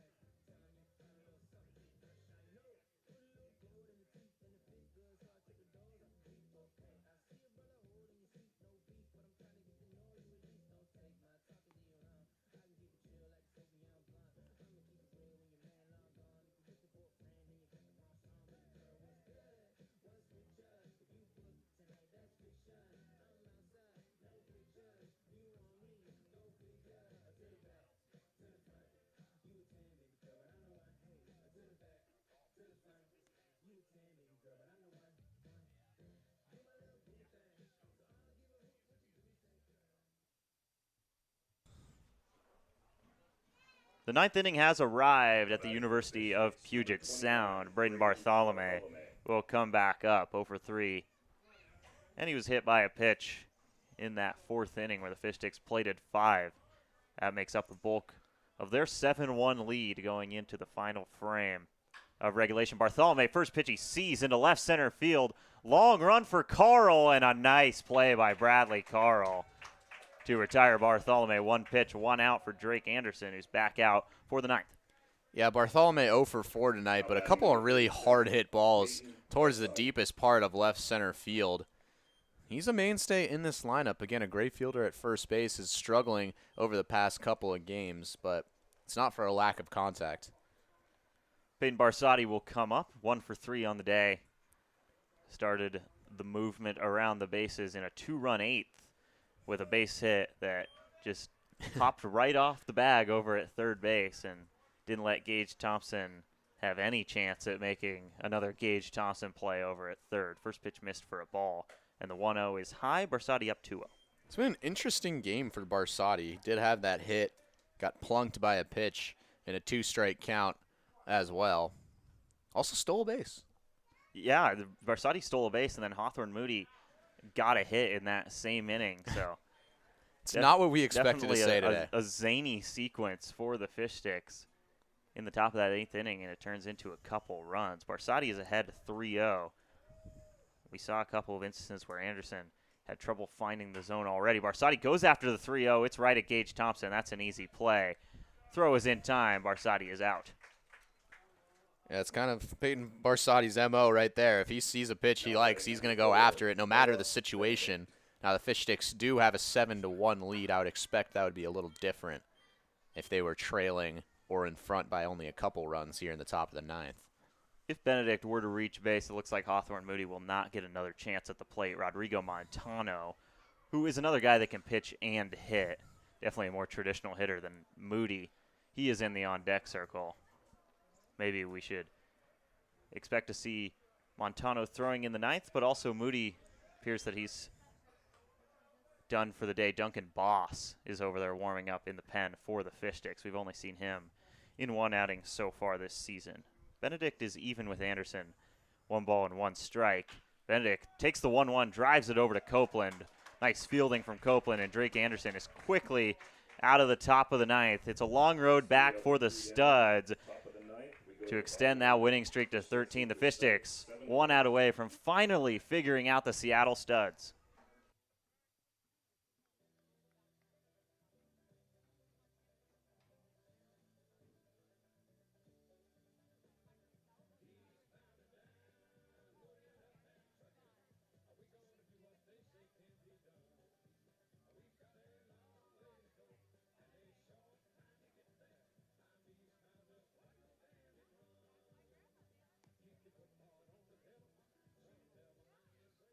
Pitching for the Fish Sticks, number 51, Duncan Boss.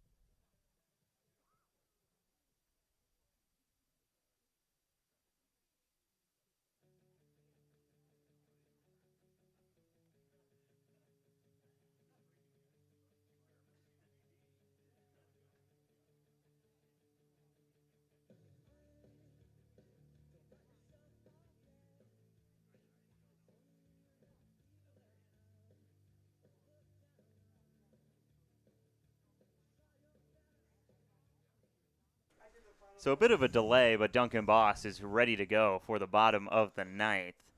It'll be the second time we've seen Duncan Boss this season, and it was a scoreless inning against the Honkers on Monday to get the season started. He's dealt with injuries at Seattle U, but this is a guy that's been here before. He pitched for the Fish Sticks last year, and he's got some pretty good velo out of that left hand. Yeah, big left-hander. Coming in not a very high leverage situation in the bottom of the ninth with a 7-1 lead for the Fish Sticks. Had to take a little break going back into the dugout before coming back out. But the big left-hander, a good amount of velocity. As you said, one inning just so far this year. One of just the 5 Fish Sticks returning this season. So it'll be nice to see Boss come out in not a really high-stress situation, but still sitting down the Studs tonight for the Fish Sticks would snap their 12-game winning streak.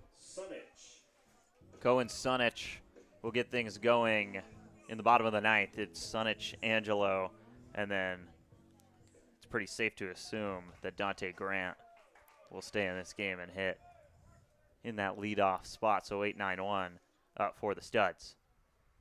First pitch on the way from Duncan Boss. Fastball misses down, ball 1. Already showing off the velo a little bit, though. Yeah, Sunich 2 hits today. It's been a bunt, and then he beat out another grounder.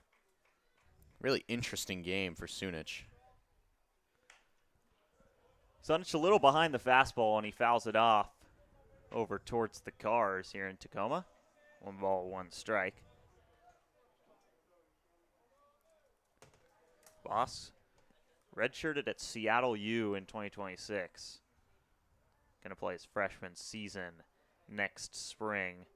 Product of Bainbridge Island, and that's a fastball that's in there for strike 2. Sunich doesn't offer at it.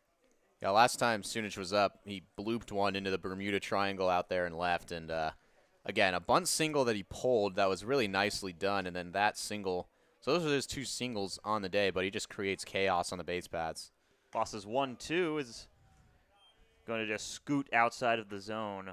Ball 2. Sunich has been a tough out ever since he made one of the better hustle plays you'll ever see on a baseball field last night to put the Studs in front, a lead that they would not relinquish en route to a 5-2 win. But now the Fish Sticks looking to return the favor. 2-2, expanded zone on the outside part of the plate, and it's called strike 3. Boss, 1 batter and 1 strikeout.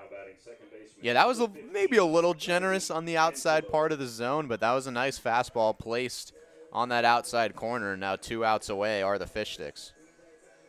Riley Angelo 0 for 3 on the day. Popped out on a bunt, grounded out to the pitcher, and then struck out swinging.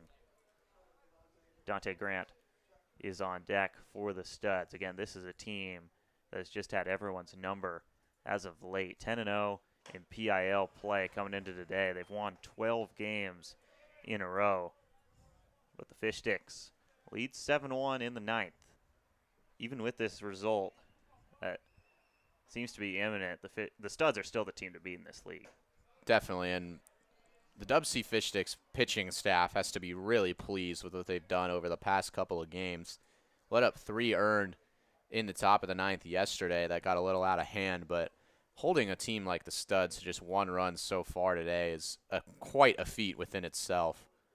And it was Guedes Rodriguez who led the charge, and then Isaac Watson and Hawthorne Moody coming in relief, just shut down stuff from them. So really good signs going into the weekend, and a couple of matchups with the Redmond Dudes coming up at home. Fish Sticks will return to the Friar for a 6-game stretch over the next week.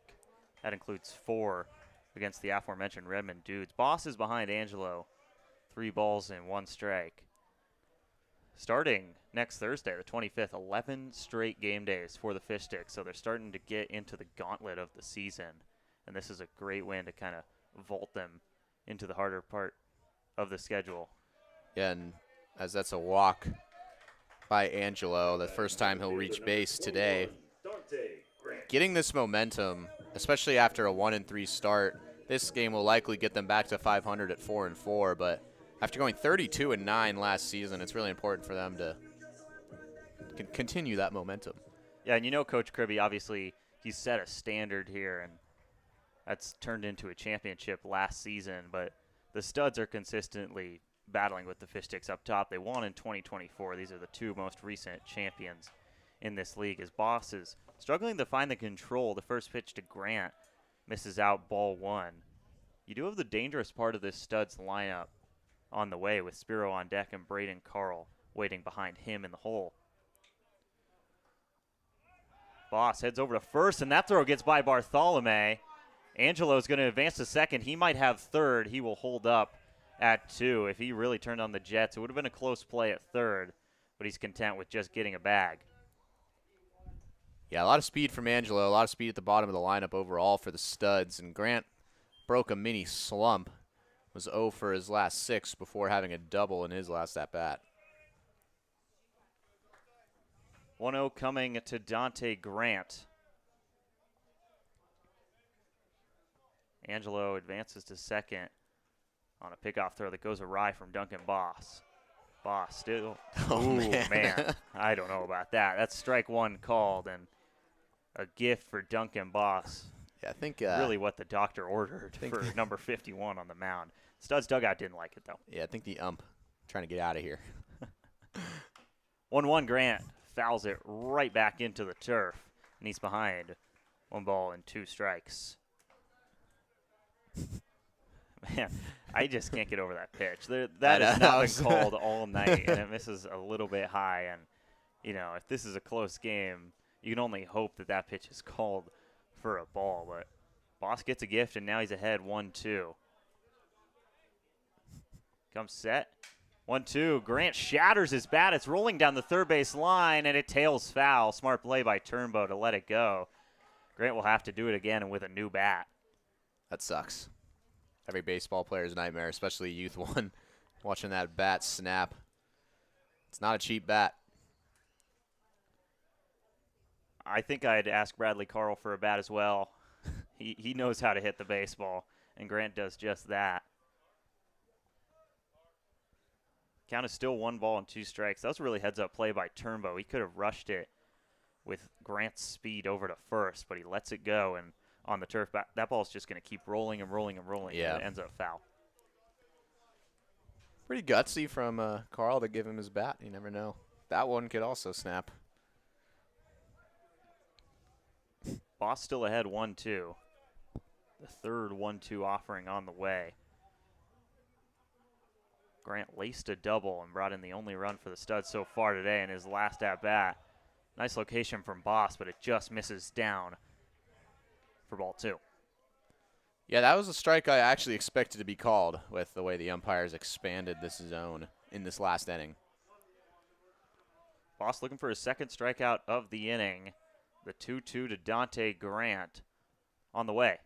Grant into center field. Gullard with all kinds of time.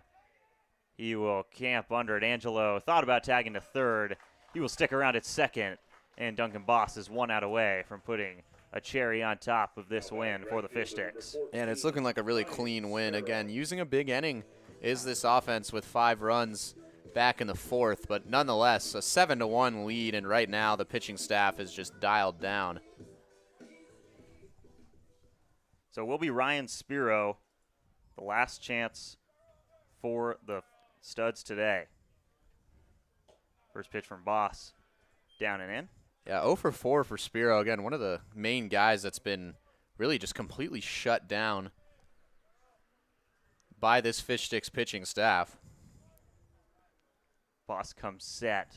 The lefty with the 1-0. Spiro fouls it off right into the plate. Strike 1.